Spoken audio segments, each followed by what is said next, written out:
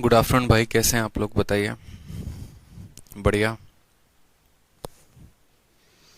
जी हाँ, हम सभी के कमेंट देख पा रहे हैं। आप लोग कैसे हैं बताइए। Good afternoon, good afternoon, good afternoon. चलिए, सभी बढ़िया। बहुत अच्छी बात है। तो देखिए, जैसे कि आपके सामने एक सवाल है और ये सवाल है क्वेश्चन नंबर 68 एमटीएस का है। और इस सवाल में जो सवाल का टाइप है वो रोटेशन है। मैं आपको पूरा अच्छे से एक बार रोटेशन और रिवॉल्यूशन दोनों कंसेप्ट बता दे रहा हूँ, क्योंकि इसमें बच्चे सबसे ज़्यादा कंफ्यूज होते हैं। ठीक है। और पिछली जो वीडियो है वहां पर मैंने जो है ट्रिम करवा दिया है, इस वजह से मैं आपको दोबारा से ये पूरा का पूरा कंसेप्ट आपको पढ़ा रहा हूँ कि असल में रोटेशन क्या होता है। और असल में जो एक तरीके से हम ये कहें तो रोटेशन के अलावा रिवॉल्यूशन क्या होता है। ठीक है, रिवॉल्यूशन हम नहीं पढ़ते हैं, असल में हम रोटेशन शब्द का इस्तेमाल करते हैं। और रोटेशन के अलावा जो है एक और शब्द का इस्तेमाल होता है, वो भी हम आपको बता देते हैं। तो जल्दी से सभी पहले लाइव आ जाओ। लाइव आ जाओगे तो और अच्छा हो जाएगा। ठीक है, और अच्छे तरीके से हम कंसेप्ट को समझ पाएंगे। तो जल्दी से सभी लाइव आ जाइए। एक होता है रोटेशन और एक होता है रोलिंग। क्या होता है? एक होता है हमारा रोटेशन और दूसरा होता है हमारा रोलिंग, और दोनों के बारे में हम बड़े अच्छे तरीके से समझेंगे। ये हमारा रोटेशन हो गया और ये हमारा रोलिंग हो गया। दोनों कंसेप्ट को बड़े प्यारे तरीके से समझिएगा आप लोग, दोनों में आपको कंफ्यूज नहीं होना है। ठीक है, रोटेशन से क्या बनता है, रोलिंग से क्या बनता है। असल में हमें एक बेलन का निर्माण करना होता है, और बेलन का निर्माण किससे करना होता है? तो बेलन का निर्माण जो है वो हमें एक रेक्टेंगल से करना होता है, एक आयत से करना होता है। जैसे मानिए कि यहाँ पर हमने क्या किया, यहाँ पर हमने एक रेक्टेंगल बनाया और इस रेक्टेंगल को जो है हमने यहाँ पर इसको रोटेट कर दिया। ठीक है, तो जैसे हमने इस रेक्टेंगल को रोटेट किया तो ये रेक्टेंगल जो है ना, ये दो अलग अलग रेक्टेंगल्स में बट गया। ठीक, यहाँ पर समझेंगे, ये दो अलग अलग रेक्टेंगल्स में बट गया। बटा नहीं, असल में यहाँ पर जो पवन चक्की आप देखते हो, तो पवन चक्की सबसे बेस्ट एग्जांपल हो जाएगा इसके लिए। ठीक है, जो भी पवन चक्की आप देखते हो ना, पवन चक्की का मतलब क्या होता है कि आपने देखा होगा कि ऐसे अगर आप मान लो कि पत्ते को एक लेकर या एक पेपर को लेकर उसको ऐसे रोटेट करते रहो। ठीक है, उसको ऐसे रोटेट करते रहो तो ये पेपर जो होता है वो किस में कन्वर्ट हो जाता है? तो ये पेपर जो है ये आपका कन्वर्ट हो जाता है इसी में। जैसे हम अपने मोबाइल के माध्यम से समझाते हैं, मान लीजिए ये हमारा मोबाइल है और इसको जब हमने रोटेट किया ऐसे, तो ये रोटेशन के चलते ये अपने अक्ष पर, रोटेशन का मतलब क्या होता है कि ये अपने ही जगह पर ऐसे घूमते रहता है। अपने ही जगह पर क्या होता है, ये ऐसे घूमते रहता है। तो इस चीज को हम ऐसे रोटेट कर देंगे, पलटी साइड लेकर आ जाएंगे, तो ये हो जाएगा रोटेशन। ठीक है, और इसको हम क्या कहेंगे? रोटेशन कहेंगे। अब उसके बाद जो नेक्स्ट पढ़ना होता है वो पढ़ना होता है रोलिंग। ठीक, और रोलिंग पढ़ना होता है तो क्या पढ़ता है? तो सबसे पहले हम यहाँ पढ़ते हैं रोटेशन के बारे में, और रोटेशन के बारे में चीजों को समझते हैं। मान लीजिए कि इसकी यहाँ पर चौड़ाई कितने सेंटीमीटर थी? यहाँ पर 7 थी, और इसकी लंबाई मान लीजिए हमारी 10 थी। ठीक है, इसकी लंबाई हमारी कितनी थी? 10 थी। जब हमने इसको रोटेट कर दिया, मतलब एक तरीके से यूं समझ लो, इसके डुप्लीकेट को बगल में इसका रख दिया, तो ये इस तरीके से हमारा सिलेंडर बन जाता है। ठीक है, और इस तरीके से सिलेंडर बन जाता है तो ये जो पॉइंट होता है ये क्या होती है? सिलेंडर की रेडियस बन जाती है। ठीक है, नीचे वाला भी उसी तरीके से क्या बन जाता है? सिलेंडर का रेडियस बन जाता है। तो जितना इसका चौड़ाई होता है उतना ही क्या बन जाता है? इसका रेडियस बन जाता है। जितनी इसकी लंबाई होती है वही क्या बन जाता है? हाइट बन जाता है। यानी अगर हम एक तरीके से बात करें यहाँ पर दोस्तों, एक तरीके से अगर हम बात करें कि इसकी लंबाई अगर L है और इसका चौड़ाई अगर B है, तो कल के दिन अगर एक पूरा का पूरा रोटेशन इसको दिया जाए, क्या दिया जाए? रोटेशन दिया जाए, तो रोटेशन में क्या होगा? जितनी इसकी चौड़ाई होगी वही इसका रेडियस बन जाएगा। यानी यहाँ पर हम कह सकते हैं कि जो इसका रेडियस होगा वो इसके चौड़ाई के बराबर। ठीक है, और जितनी इसकी लंबाई होगी वही इसका क्या बन जाएगा? तो वही इसका हाइट बन जाएगा। तो रोटेशन में हमें इस बात को ध्यान रखना है कि अगर हम छोटे वाले साइड के अकॉर्डिंग रोटेट कर रहे हैं, तो जिस वाले साइड के अकॉर्डिंग रोटेट करेंगे वो रेडियस होता है और दूसरा वाला हाइट हो जाता है। अगर कल के दिन हम बड़े वाले साइड के अकॉर्डिंग रोटेट करेंगे, यानी ये रोटेशन फिर ऐसे है, ठीक है। ये रोटेशन अगर मानो ऐसे है, बड़े वाले साइड को रोटेट कर रहे हो तो ये ऐसे घूमकर आ जाएगा। ये जब ऐसे घूमकर आ जाएगा तो ये वाली पॉइंट क्या हो जाएगी, ठीक है। ये जब ऐसे घूमकर आ जाएगा तो ये वाला हाइट हो जाएगा और ये वाला रेडियस हो जाएगा। यानी इसमें हम ऐसा कह सकते हैं रोटेशन के कंसेप्ट में हम ऐसा कहेंगे कि जिस साइड के अलोंग हम इस फिगर को रोटेट कर रहे हैं, जिस साइड के अलोंग, जैसे हमने रोटेशन किया है ब्रेथ के अलोंग, तो जिसके अलोंग हम रोटेशन करते हैं वो उसका रेडियस होता है, ठीक है। जिसके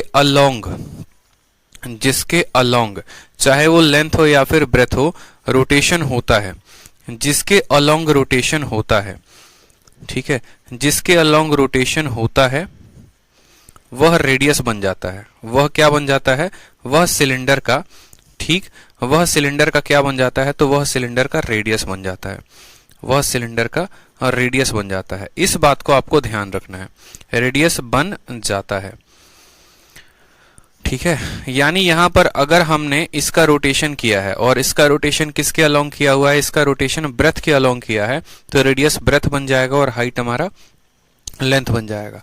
अगर इसका रोटेशन हम लेंथ के अकॉर्डिंग करेंगे तो इसकी रेडियस लेंथ के बराबर और हाइट जो है वो ब्रेथ के बराबर। तो ये तो हो गया हमारा रोटेशन का कंसेप्ट। दूसरा कंसेप्ट हमारा हो गया, वो क्या हो गया, रोलिंग हो गया। और रोलिंग का मतलब क्या होता है, रोलिंग कभी भी जो है आप पेपर को कर सकते हो, आप किसी शीट को कर सकते हो, लेकिन ऐसा नहीं कि मोबाइल को आपने रोल कर दिया। पिछली क्लास में जो हम बता रहे थे ना थोड़ा बहुत, जिसको लास्ट में मैंने वीडियो का हटवा दिया था, वो पूरा का पूरा जो कंसेप्ट था वो रोलिंग का ही कंसेप्ट था, ठीक है। वो पूरा कंसेप्ट जो था वही रोलिंग का कंसेप्ट था।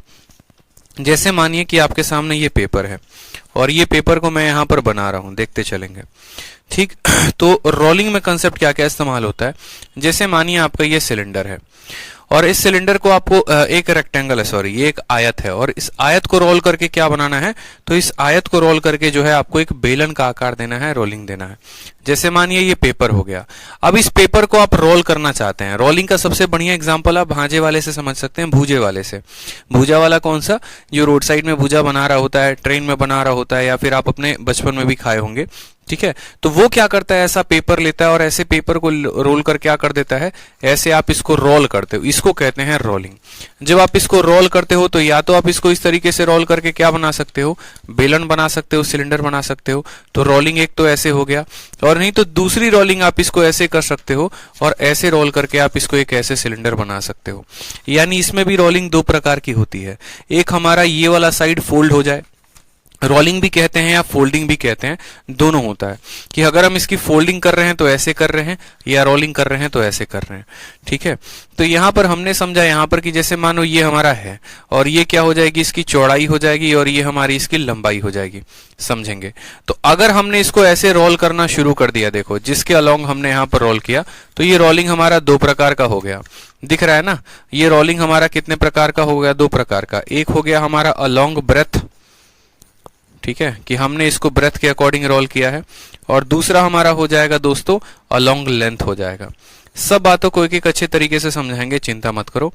पेपर में जिसके ऊपर सवाल आएगा आप उस तरीके से बनाओगे। तो जैसे मानो ये रोलिंग है और रोलिंग को हम क्या कर रहे हैं, लेंथ के अकॉर्डिंग रोल कर रहे हैं।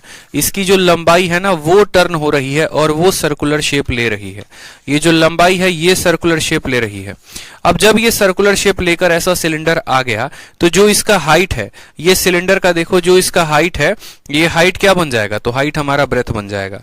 यानी यहां पर हम ऐसा कह सकते हैं, ठीक है, कि इसका जो 2πr जो इसका हाइट है वो क्या बन जाएगा, ब्रेथ बन जाएगा। और जो ये पूरा का पूरा जो ये लंबाई था, ये जो लेंथ था यहाँ पर, ये लेंथ रोल होकर क्या बन गया है, तो एक सर्कल का सर्कमफेरेंस बन गया है। यानी हम यहाँ पर कह सकते हैं कि रोलिंग के केस में जब लंबाई को आप रोल करते हो तो जो लंबाई होता है वो किसके बराबर हो जाता है, 2πr के बराबर, ठीक है। और जो हमारा चौड़ाई होता है वो किसके बराबर हो जाता है, हाइट के बराबर। तो यहां से हम रेडियस निकाल लेंगे और यहां से हम हाइट निकाल लेंगे। उसी तरीके से आप ऐसे समझेंगे कि जब आप लेंथ को रोल कर रहे हैं, सॉरी ये लॉन्ग लेंथ है ना, ये उल्टा हमने लिख दिया, इसमें लिखेंगे लेंथ बराबर कितना हो जाएगा, तो 2πr हो जाएगा। और जो हमारा ब्रेथ है वो किसके बराबर हो जाएगा, तो हाइट के बराबर। अब ये रोलिंग को मान लीजिए कि ये रोलिंग को हम ब्रेथ के अकॉर्डिंग करते हैं, ये रोलिंग को हम ब्रेथ के अकॉर्डिंग करते हैं। तो जब ब्रेथ के अकॉर्डिंग रोलिंग करेंगे तो देखोगे तो ये जो हाइट है सिलेंडर की वो किसके बराबर हो जाएगी, लेंथ के बराबर। तो ब्रेथ के रोलिंग करोगे तो हाइट जो है वो किसके बराबर हो जाएगी, लेंथ के बराबर। और जो ये ब्रेथ बना हुआ था, ये ब्रेथ जो है, ये जो चौड़ाई है, ये मुड़कर किस में बन गया है, तो ये एक सर्कल के आकार में बन गया है, ये एक सर्कल के आकार में बन गया है। यानी यहां पर करेंगे कि जो ब्रेथ हो जाएगा वो किसके बराबर, तो 2 पाई आर के बराबर। तो दोनों में हमें दो बातें सीखनी थी।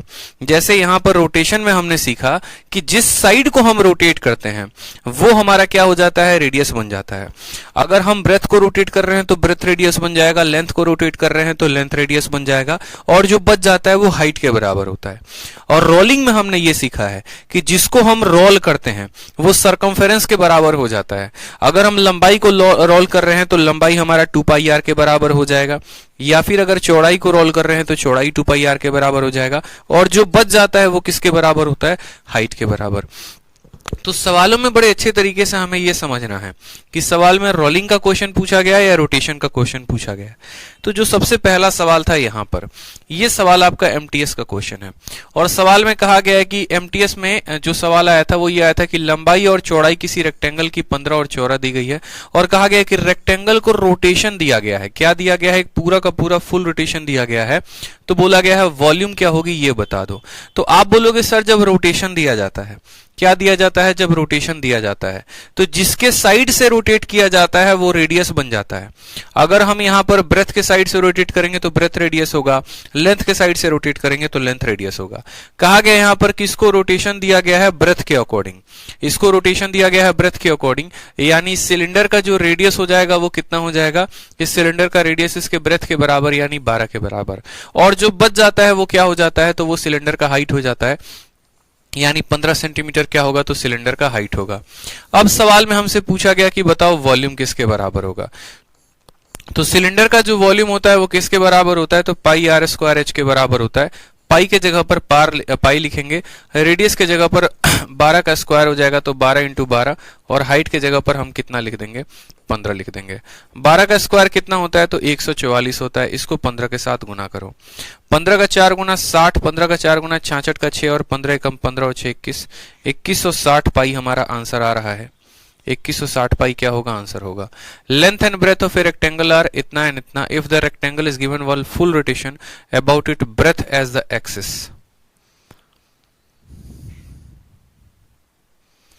रेक्टेंगल को दिया गया about it breadth as axis. अच्छा, ब्रेथ को एक्सिस बनाकर दिया गया ना, रोटेशन जो है वो ब्रेथ को एक्सिस बनाकर दिया गया है। ठीक है, ब्रेथ को एक्सिस बनाकर दिया गया है। क्लियर है ये बात, बताओ जल्दी से। कोई दिक्कत की बात है तो बताओ क्वेश्चन नंबर 68 में। क्वेश्चन नंबर 68 में बताओ कोई दिक्कत की बात है तो।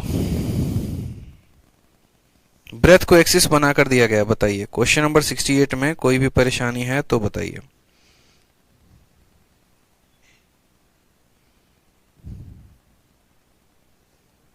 सिक्सटी 68 में लेकिन एक इशू है यहाँ पे। 68 के भाषा में थोड़ी सी दिक्कत है, और इसके भाषा को भी साथ के साथ करेक्ट करेंगे। यहाँ पर भी है ना, ये एज अ एक्सिस शब्द बोला गया है, और ये भी आपको कंफ्यूज करने के लिए काफी है। ठीक है, क्योंकि जो सवाल है ना इसमें देखो, प्रीवियस ईयर में जब ये सवाल पूछा गया था तो इस सवाल में थोड़ी बहुत एक गड़बड़ी है, और इस सवाल में गड़बड़ी ये है कि आपको यहाँ पर बोला गया है किसके अलॉन्ग रोटेशन दिया गया है, about it breadth as a axis. तो इस सवाल में थोड़ी सी जो गड़बड़ी है वो ये है, आपको रेडियस को थोड़ा सा मानना पड़ेगा। देखो यहाँ पे एक्सिस किसको माना गया है, एक्सिस। यहाँ पर जैसे कोई स्टूडेंट अगर मानो इस सवाल को देखकर ऐसे बनाना शुरू करता है तो थोड़ा सा वो उसका गलती हो जाएगा। कैसे गलती होगा, ये एक्सिस वाला जो शब्द है ना, ये एक्सिस वाला शब्द आपको परेशान करेगा। कैसे परेशान करेगा वो समझो। असल में आपका जो सवाल है वो क्या है वो समझिए। आपके पास जो सवाल है वो कहा गया है कि देखो तुम्हारे पास एक ऐसा रेक्टेंगल है, तुम्हारे पास क्या है, तो तुम्हारे पास एक ऐसा रेक्टेंगल है। इस रेक्टेंगल में जो तुम्हारी लंबाई है वो कितनी है, तो मानो कि ये लंबाई आपकी 15 है, और ये जो चौड़ाई है वो कितनी है, 12 है। मानो यहाँ पर ये रेक्टेंगल है, इसकी लंबाई चौड़ाई दी है। बोला कि रेक्टेंगल को रोटेशन देते हो लेकिन ब्रेथ को एक्सिस बनाकर। यानी जब आप ब्रेथ को एक्सिस बना रहे हो ना दोस्तों, ये रोटेशन आपका ऐसे हो रहा है, ये एक्सिस बन जा रहा है, ये एक्सिस। देखो एक पता है क्या होता है, एक अगर शब्द में इसमें ऐसे बोलता है कि वन फुल रोटेशन, और ये एक्सिस एक्सिस शब्द हटाकर ऐसे लिख देता अलोंग ब्रेथ। सिंपल सी बात है, यहां पर शब्द में इतना कह देता ना कि one full rotation along the breadth. Breadth के अनुसार, ब्रेथ के अनुसार, जैसे मानो ब्रेथ को आप रोटेट कर दे रहे हो, तो यहां पर जब आप ब्रेथ को रोटेट करते हो ना, तो उसके लंबाई को उसकी एक्सिस मानते हो। समझो, यहां पर दोनों बात हम आपको समझा देते हैं। रोटेशन के दो पॉइंट हो गए, ठीक है। और रोटेशन में क्या हो गया यहां पर समझेंगे। तो रोटेशन में जैसे हो गया हमारा अलोंग लेंथ और दूसरा हो गया हमारा अलोंग ब्रेथ, ठीक है। अलोंग लेंथ भी हो गया और हमारा अलोंग ब्रेथ भी हो गया। अब जब अलोंग लेंथ हो गया और अलोंग ब्रेथ हो गया, तो दोनों पॉइंट में हमें क्या समझना है, जब हम लेंथ के अकॉर्डिंग रोटेट कर रहे हैं, तो जैसे मानो ये हमारा रेक्टेंगल हो गया और इसको हमने जो है लेंथ के अलोंग रोटेट किया है, तो यानी ये रोटेट होकर किस में बन गया है, तो ये रोटेट होकर हमारा जो है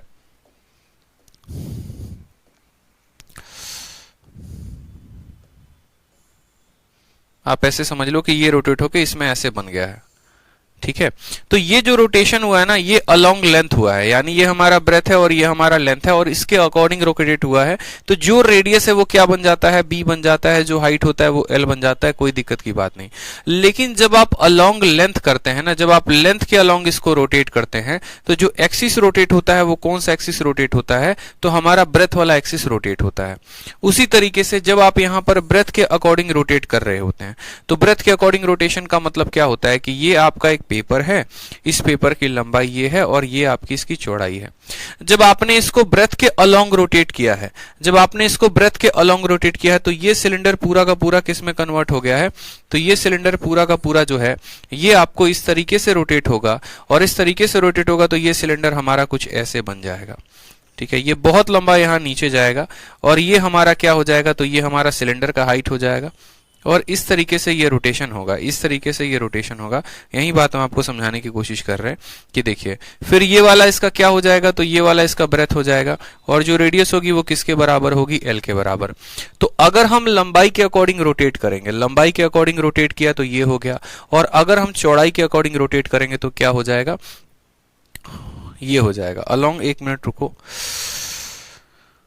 यहां पर तो सब सिंपल सा सवाल, यहां पर वही बात कहा गया, the length and breadth of a rectangle are इतना एंड इतना if the rectangle is given one full rotation about its breadth as a axis, breadth को एक्सिस मानकर। तो जैसे यहां पर देखोगे, तो यहां पर ब्रेथ को अगर एक्सिस मानकर रोटेट करते हैं, तो ब्रेथ को एक्सिस मानकर रोटेट करते हैं, तो ब्रेथ हमारी हाइट हो जाती है और लंबाई हमारे रेडियस के बराबर।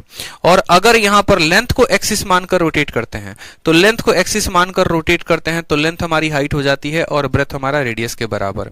यानी यहां पर हम सिंपल बात ऐसा कहना चाहें तो हम ऐसा कह सकते हैं कि जिसको आप एक्सिस मानकर रोटेट करते हो वो उसकी हाइट होती है। अगर आप और सिंपल परिभाषा में कह सकते हो, तो इस वाले पॉइंट को थोड़ा सा आप और यहां पर इस तरीके से इंप्रोवाइजेशन कर सकते हो कि आप इसमें यहां पर थोड़ा सा इसको और इंप्रोवाइजेशन करके ऐसे लिख सकते हो कि जिसको एक्सिस मानकर रोटेट करते हैं, जिसको एक्सिस मानकर रोटेट करते हैं, एक्सिस मानकर रोटेट करते हैं, मानकर रोटेट करते हैं, रोटेट करते हैं, वह लेंथ होता है, करते हैं वह हाइट के बराबर होता है, वह हाइट बन जाता है। आप ऐसे कह सकते हो कि वह हाइट बन जाता है, ठीक है। जिसको आपने एक्सिस मानकर रोटेट किया है वो क्या बन जाएगा, हाइट बन जाएगा। जैसे यहां पर दो फिगर हैं, देखेंगे आप अगर लेंथ को एक्सिस मानकर रोटेट कर रहे हैं तो लेंथ जो है वो आपके किसके बराबर हो जाता है, लेंथ आपके हाइट के बराबर हो जाता है और जो ब्रेथ है वो रेडियस के बराबर हो जाता है। और अगर आप यहां पर ब्रेथ को एक्सिस मानकर रोटेट करते हैं तो ब्रेथ को एक्सिस मानकर रोटेट, देखो ये वाला ऐसे सिलेंडर बनता है और ये वाला हमारा ऐसे हो गया। और अगर आप ब्रेथ को एक्सिस मानकर रोटेट करते हैं तो ब्रेथ जो है वो आपका किसके बराबर, तो यहां पर ब्रेथ जो है वो हाइट के बराबर हो जाता है और लेंथ आपका रेडियस के बराबर। तो जैसे इस सवाल में आपको यही बात कहा गया था कि लेंथ को और ब्रेथ दिया गया है, अगर रेक्टेंगल को एक पूरा का पूरा रोटेशन दिया जाता है किसके according, breadth as a axis, जिसको एक्सिस मानकर कर रहे हो, यानी पूरा का पूरा उसको रोटेट कर रहे हो, तो जिसको एक्सिस माना है वो क्या हो जाएगा, वो हाइट हो जाएगी।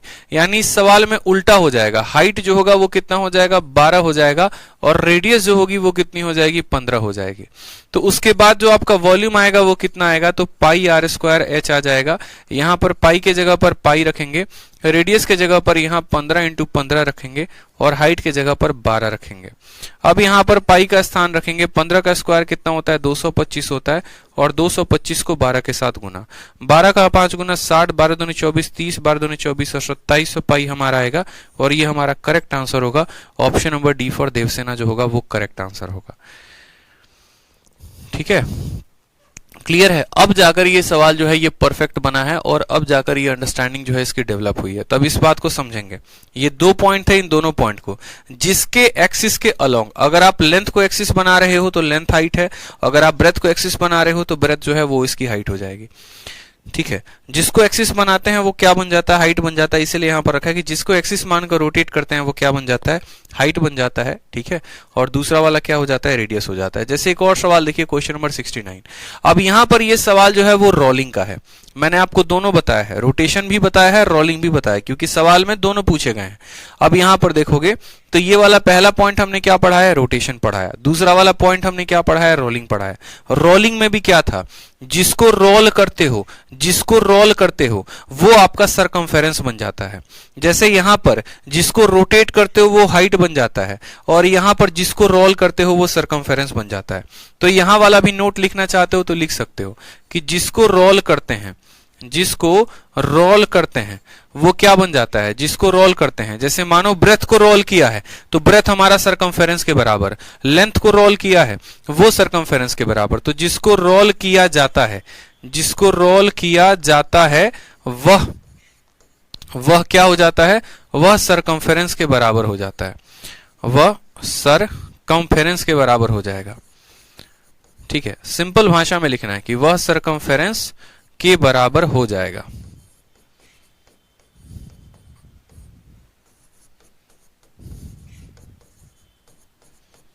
जैसे आप ऐसे समझो कि अगर आपने ब्रेथ को रोल किया है तो ब्रेथ आपका सरकमफेरेंस के बराबर, अगर आपने लेंथ को रोल किया है तो आपका जो लेंथ है वो सरकमफेरेंस के बराबर हो जाएगा। तो नेक्स्ट वाला क्वेश्चन जो आया है वो किसके ऊपर आया है, तो नेक्स्ट वाला क्वेश्चन आपका रोलिंग के ऊपर आया है। क्वेश्चन नंबर 69 कहा गया कि एक रेक्टेंगुलर पेपर है जिसकी चौड़ाई 7 सेंटीमीटर है, उसको रोल किया गया है उसके विड्थ के अकॉर्डिंग, चौड़ाई के अकॉर्डिंग। ठीक है, और उसके बाद कहा गया है कि सिलेंडर का रेडियस इतना फॉर्म हो गया है, तो बताओ वॉल्यूम कितना होगा। ठीक है, रेक्टेंगुलर पेपर जिसकी चौड़ाई है, जैसे मानो कि ये हमारा एक रेक्टेंगुलर पेपर हो गया, ठीक, और ये रेक्टेंगुलर पेपर की चौड़ाई 7 हो गई और इसकी लंबाई को हमने L मान लिया। इसको हमने रोल किया है विड्थ के अकॉर्डिंग, जैसे मानो यहां पर इसके विड्थ को हमने रोल कर दिया है। ठीक है, is rolled along it's width, यहां पर भी थोड़ा सा जो है ना इसकी चौड़ाई से लपेटा जाता है। चौड़ाई से लपेटने का मतलब क्या हो गया, चौड़ाई से लपेटने का मतलब क्या हो गया ये बताओ पहले। चौड़ाई से एक 7 सेंटीमीटर चौड़ाई वाले एक आयतकार कागज को इसके चौड़ाई से लपेटा जाता है और 9 सेंटीमीटर त्रिज्या वाले बेलन का निर्माण किया जाता है। इस बेलन का आयतन क्या होगा। रेडियस ऑलरेडी आपको दे रखा है, ठीक है, रेडियस ऑलरेडी आपको दे रखा है, हाइट दे रखा है, आप वॉल्यूम निकालोगे। ठीक है, जिसके अकॉर्डिंग रोल किया गया ना, देखो यहां पर रेक्टेंगुलर पेपर ऑफ विड्थ इतना is roll along it width. अगर विड्थ के अलोंग आप रोल कर रहे हैं तो फिर तो रेडियस विड्थ के अकॉर्डिंग होना चाहिए फिर तो। ठीक है, जिसके अकॉर्डिंग रोल करते हैं वो सरकमफेरेंस के बराबर हो जाता है, फिर वहां से तो रेडियस हम निकालेंगे ही नहीं। फिर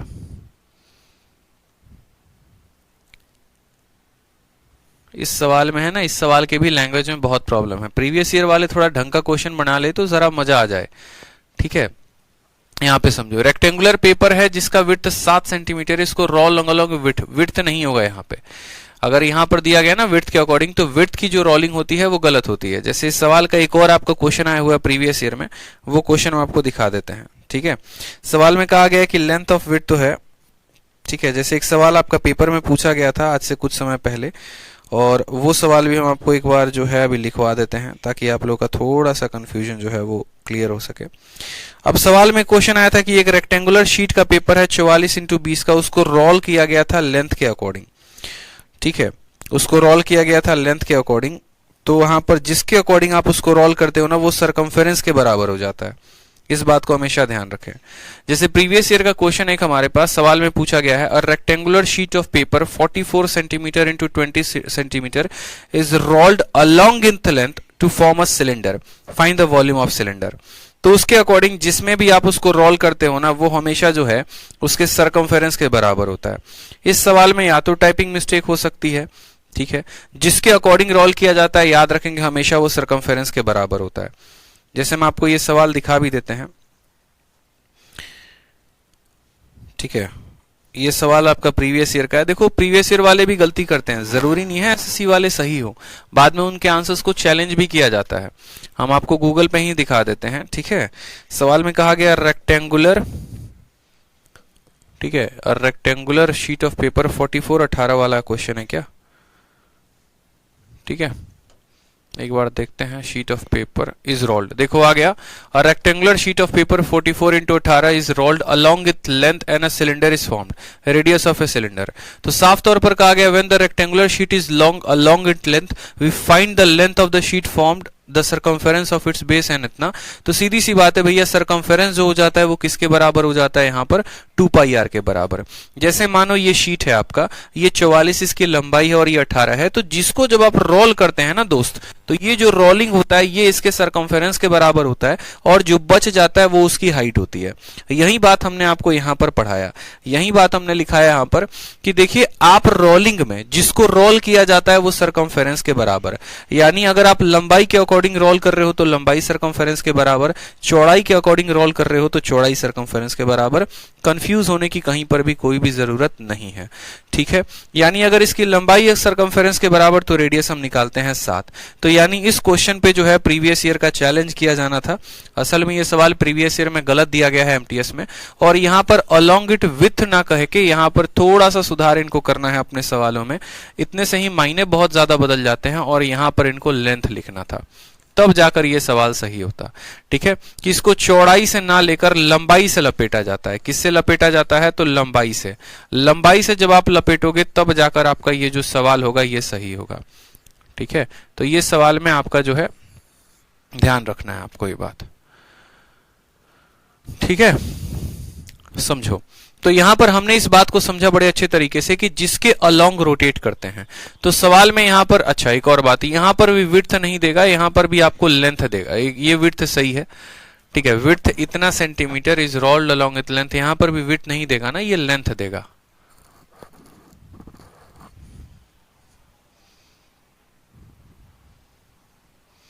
ठीक है, सही है। विड्थ की वैल्यू सही है, बस रोलिंग जो होगी वो लेंथ के अकॉर्डिंग होगी। तो हमने यहां पर सवाल में अच्छे तरीके से समझा कि एक रेक्टेंगुलर पेपर है, उसको रोल लेंथ के अकॉर्डिंग करते हैं, और जिसके अकॉर्डिंग रोलिंग होती है वो उसकी क्या बन जाती है, तो वो उसका सरकमफेरेंस बन जाता है। समझना मेरी बात को, यहाँ पे रोलिंग में जिसको रोल किया जाता है वो सरकमफेरेंस बन जाता है, और जो बच जाता है वो हाइट बन जाता है। जैसे लंबाई के अकॉर्डिंग रोल करोगे तो लंबाई सरकमफेरेंस, जो बच गया वो हाइट। चौड़ाई के अकॉर्डिंग रोल करोगे तो चौड़ाई सरकमफेरेंस, जो बच गया वो हाइट। तो सेम तरीके से यहां पर हम समझेंगे कि हम इसको रोल कर रहे हैं तो किसके अकॉर्डिंग रोल कर रहे हैं, तो हम इसको लेंथ के अकॉर्डिंग रोल कर रहे हैं। तो जो बच जाएगा वो क्या हो जाएगा, हाइट हो जाएगा। यानी विड्थ अगर हमारा 7 सेंटीमीटर है तो हमारा हाइट कितना आ जाएगा, 7 सेंटीमीटर। सवाल में हमारा रेडियस कितना दिया गया है, 9 दिया गया है। और अब उसके बाद हमें क्या निकालना है, तो वॉल्यूम निकालना है। वॉल्यूम की वैल्यू कितनी होगी, पाई आर स्क्वायर एच हो जाएगी। पाई के स्थान पर पाई रखेंगे, रेडियस के स्थान पर 9 into 9 रखेंगे, और हाइट के स्थान पर कितना रखेंगे, तो 7 रखेंगे, ठीक है। तो यहां पर बोलेंगे 9 9 81, आपका देखो 22, पाई की जगह पर कितना आ जाएगा, तो 22/7 आ जाएगा। आप इसको काट लेना, ठीक है। तो 22 इंटू कितना आ जाएगा, 22 इंटू 81 आ जाएगा, ठीक। 22 एकम 22 का 2, हाथ में 2, 8 2 16 176 और 178 आएगा। 1782 जो आएगा वो क्या आएगा, करेक्ट आंसर आएगा option number D for Devsena, ठीक है। Option number D for Devsena is the correct answer हो जाएगा। अब एक और मजे की मैं आपको बात बताऊं तो यहाँ पर जितने भी अलग अलग कंपनीज हैं, जैसे टेक्स्ट बुक हो गया और ये सब हो गए, इन लोगों ने भी इनके आंसर्स को गलत दिया हुआ है। तो अगर बच्चा जो है आंसर्स को नहीं, क्वेश्चंस को जैसा उठाया वैसे छाप दिया, इसके ऊपर किसी ने काम ही नहीं किया है। अगर मैं आपको ये सवाल दिखाऊं टेक्स्ट बुक का ना, तो मैं आपको दिखाता हूं यही सवाल, रेक्टेंगुलर पेपर ऑफ विड्थ। देखो सेम तरीके से क्या होता है, पढ़ाते पढ़ाते चीजें पता लग जाती हैं, और बच्चा क्या सोचता है कि जो टेक्स्ट बुक वाले हो गए या ये हो गए, ये सॉल्यूशन सही दे रहे हैं, जबकि उनके सॉल्यूशंस भी बहुत बार गलत होते हैं। तो आप उनके सॉल्यूशंस पर जो है वो रिलाई ना करें। ऐसा नहीं है कि आपने उनके सॉल्यूशंस को याद कर लिया, जो वो बता रहे वो सही बता रहे, अभी देखते चलो। इसके ऊपर मैंने काफी रिसर्च किया कल बैठकर। ठीक है। रेक्टेंगुलर पेपर, जैसे मैं ये पूरा का पूरा सवाल टाइप कर रहा हूं यहाँ पे, और देखना सबसे पहले टेक्स्ट बुक का ही सॉल्यूशन आएगा। ठीक है, ऑफ WIDTH विड्थ 7 सेंटीमीटर, और ये लाइव क्लास में दिखाना आप लोगों के लिए जरूरी है ताकि आपको पता चले कि यहाँ पर कितने गलती होते हैं। इज रोल्ड अलोंग विड्थ, ठीक है। अब देखोगे तो सबसे पहला जो है यहाँ पर टेक्स्ट बुक का ही आया है सवाल, देखते चलो।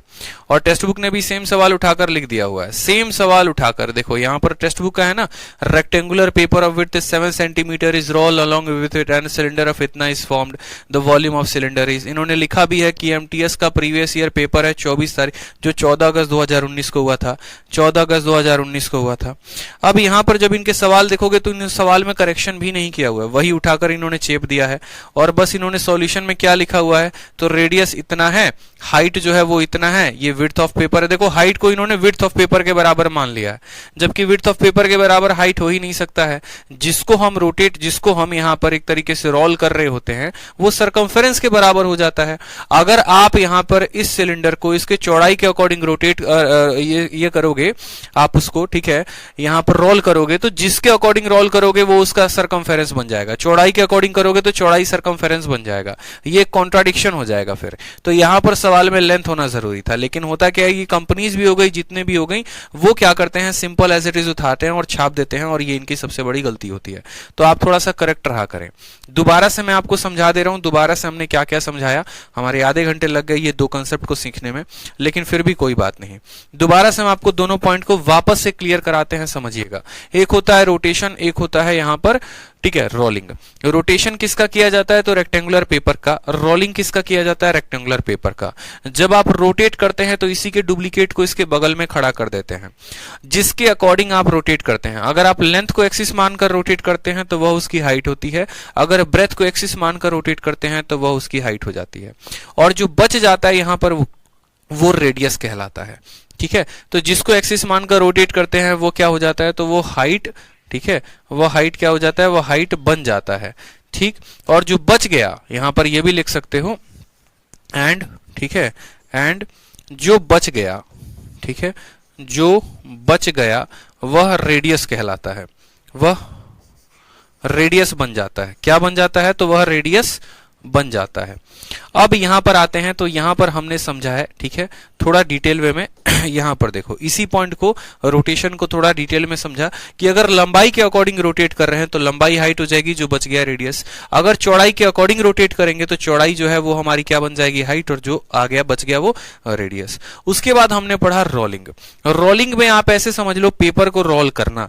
जैसे मानो अगर ये हमारा पेपर हो गया और इसको हम रोल कर रहे हैं इसके लेंथ के अकॉर्डिंग, तो मेरे भाई जो रोल होता है ना वो सरकमफेरेंस बन जाता है। देखो ये हमारा लेंथ था, ये रोल हो गया, अब ये रोल होकर क्या बन गया, तो ये सर्कल का सरकमफेरेंस बन गया। दिख रहा है, ये पूरा का पूरा पेपर ऐसा था, इसको मैंने ऐसे रोल कर दिया, तो जो लेंथ है ना, अब ये पूरा का पूरा यही वाला लेंथ, ये क्या बन जाएगा, सरकमफेरेंस। तो जिसको रोल किया जाता है वो सरकमफेरेंस के बराबर। लेंथ को रोल करोगे वो सरकमफेरेंस, जो बच गया वो हाइट, जो इसको रोल करोगे वो सरकमफेरेंस, जो बच गया वो हाइट बन जाता है। इस तरीके से सवाल को समझना होता है। तो जैसे MTS में पहला क्वेश्चन यहां पर दिया गया था, इसमें जो रोलिंग यहां पर रोटेशन हुआ था, किसके अकॉर्डिंग हुआ था, ब्रेथ के अकॉर्डिंग। तो जिसके अकॉर्डिंग रोटेशन होता है वो हाइट होता है, तो इसका हाइट ब्रेथ बन गया था, जो बच गया था वो रेडियस हुआ था, और इसका हमने निकाल दिया था वॉल्यूम। नेक्स्ट क्वेश्चन पे जब हम आए, ये सवाल रोलिंग का था। रोलिंग में किसके अकॉर्डिंग किया गया, तो लंबाई के अकॉर्डिंग। जिसको लंबाई के अकॉर्डिंग रोटेट किया गया तो वो क्या बन जाएगा, लंबाई के अकॉर्डिंग रोटेट किया तो लंबाई जो है वो कितना होता है, तो 2 पाई आर होता है। सॉरी, जिसके अकॉर्डिंग रोटेट करते हो वो सरकमफेरेंस बन जाता है, यानी 2 पाई आर जो है वो किसके बराबर, लंबाई के बराबर। लेकिन लंबाई का मान दिया नहीं है तो रेडियस नहीं निकाल सकते। तो सवाल में ऑलरेडी यहां पर रेडियस जो है शब्द दे रखा है, तो हमें यहां पर इसकी आवश्यकता पड़ी नहीं। तो जिसके अलोंग हम यहां पर रोल करते हैं वो सरकमफेरेंस, और जो बच जाता है वो होता है हाइट। तो लेंथ के अलोंग रोटेट करो, लेंथ के अलोंग रोल करोगे तो जो बच जाएगा यानी विड्थ हो जाएगा, और वो किसके बराबर, हाइट के बराबर। तो हाइट निकल गया, रेडियस दिया था, वॉल्यूम निकाल दिया।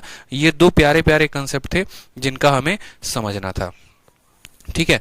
चलो नेक्स्ट देखो, यहां पर नेक्स्ट जो है वो क्वेश्चन नंबर 70 है। क्वेश्चन नंबर 70 को देखो क्या है। क्वेश्चन नंबर 70 में आपको कहा गया है कि रेडियस को आप 50% से रिड्यूस कर देते हो, उसके वॉल्यूम को आप सेम रखने की कोशिश करते हो, तो हाइट जो है वो k गुना बन जाता है। बताओ k की वैल्यू क्या है।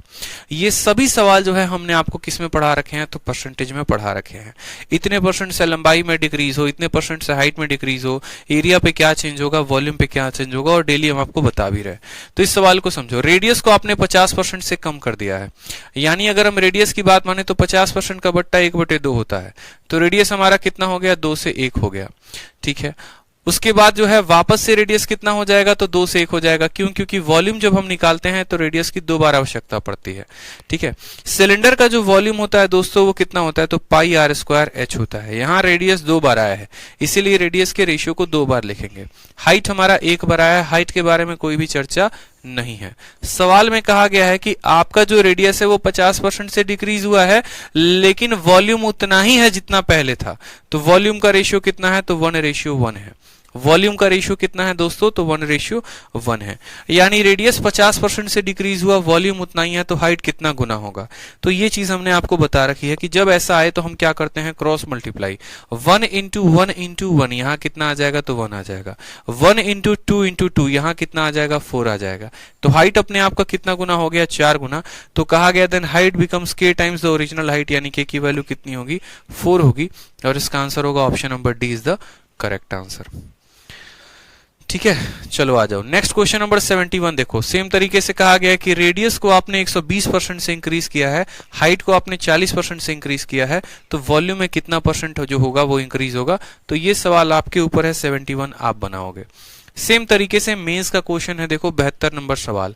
कहा गया है कि रेडियस को जो है वो डिक्रीज 20% से किया गया है और हाइट को जो है 40% इंक्रीज किया गया है, वॉल्यूम में कितना परिवर्तन होगा, आप बनाओगे। रेडियस का रेशियो पता है, हाइट का रेशियो पता है, तो वॉल्यूम का रेशियो तो कोई भी निकाल सकता है। सेम वापस से मेंस में एक और क्वेश्चन आया, डायमीटर को जो है आपने रिड्यूस किया। देखो यहां पर थोड़ा सा सवाल में गलती है, इस सवाल को थोड़ा सा हम करेक्ट करवा देते हैं। If diameter of A base of a right circular cylinder is reduced by इतना %, ठीक है। ये चीज जो है ना, ये चीज यहां पर नहीं आनी चाहिए, इसको मिटा दो।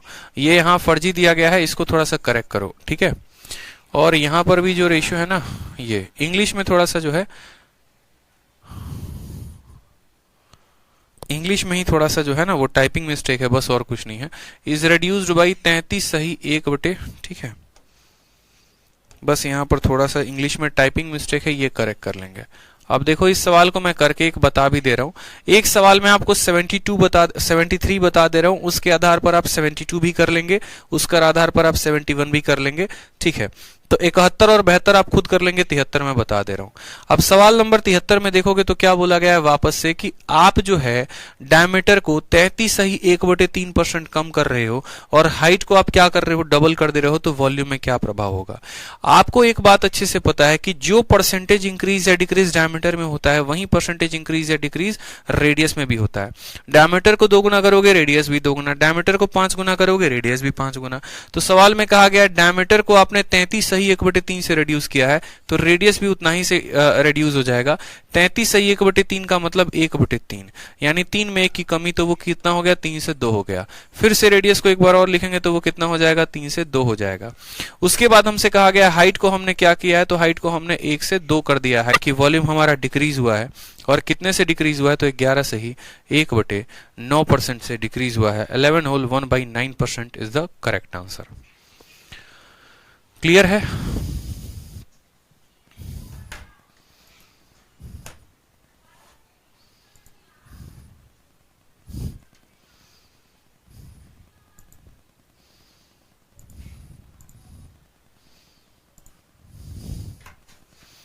चलिए बहुत अच्छी बात है, क्लियर है ना, बहुत अच्छी बात है।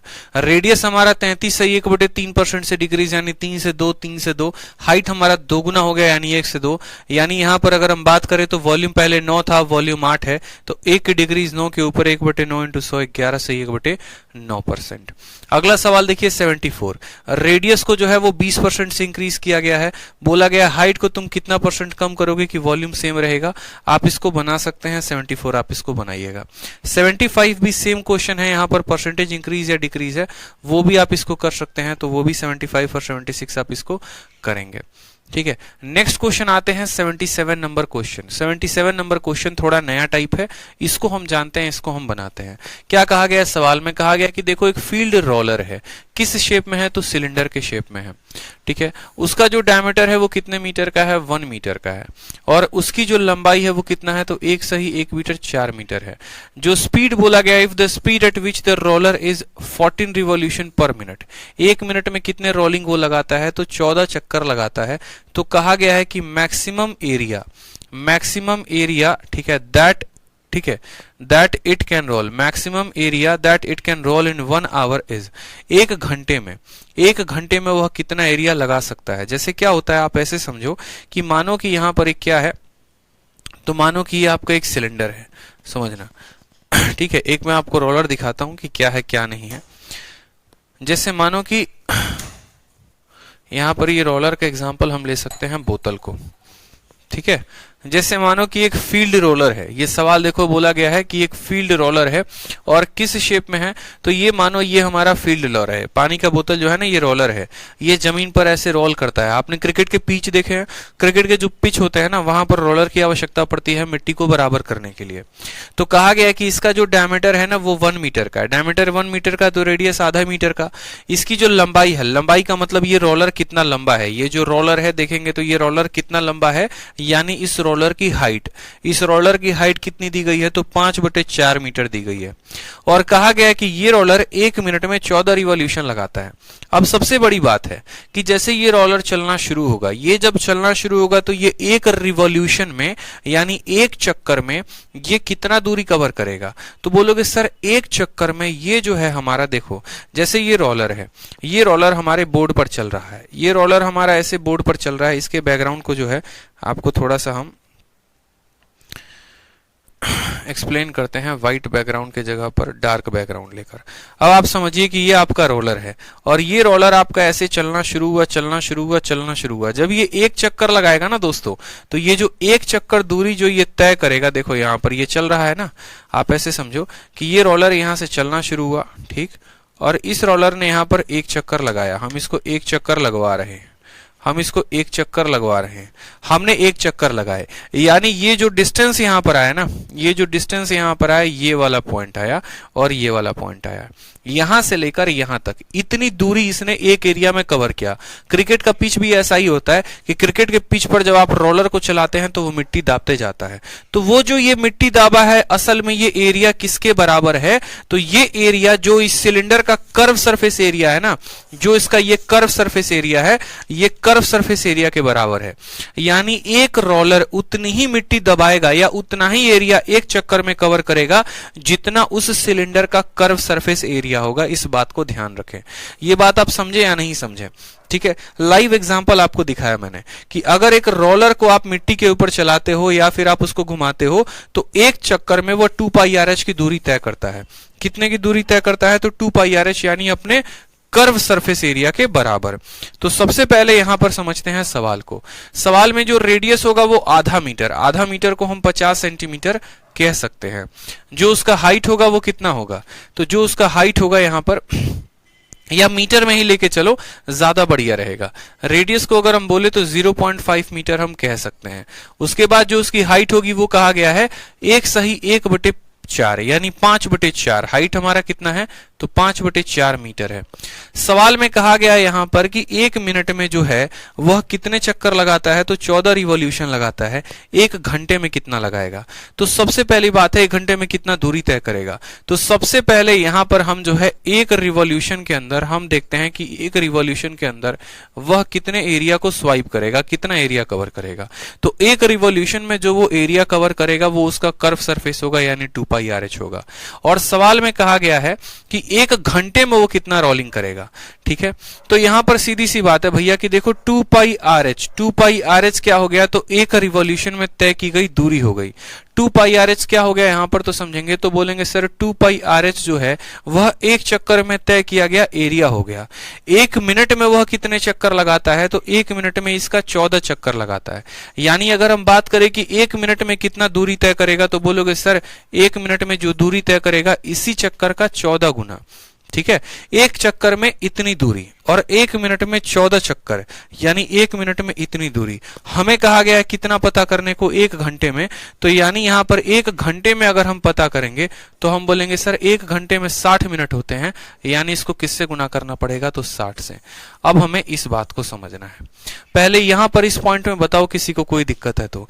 एक चक्कर में इतनी दूरी, 14 चक्कर में इतनी दूरी, 14 चक्कर एक मिनट के बराबर, तो घंटे के लिए किससे गुना करेंगे, तो 60 से गुना करेंगे यहां पर कि एक घंटे में कितना दूरी तय करेगा।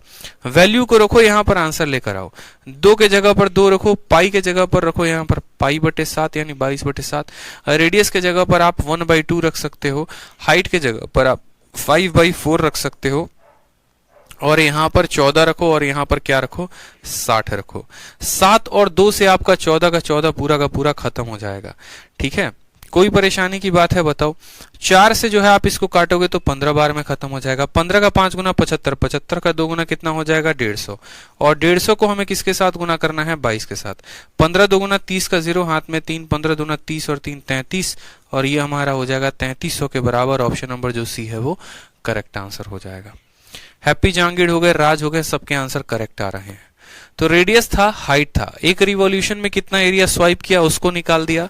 ठीक, एक मिनट में ऐसे 14 रिवॉल्यूशंस किए जा रहे हैं, तो एक घंटे में जो है उसको 60 से गुना करके नंबर ऑफ रिवॉल्यूशंस निकालकर एरिया निकाल दी जाएगी। ठीक है, आ जाइए क्वेश्चन नंबर 78 को देखिए क्या कहा गया। कहा गया वापस से कि एक सिलेंड्रिकल रोलर है जो आयरन से बना हुआ है, जिसका 1.2 मीटर लंबा है, यानी लंबा का मतलब उसका हाइट हो गया।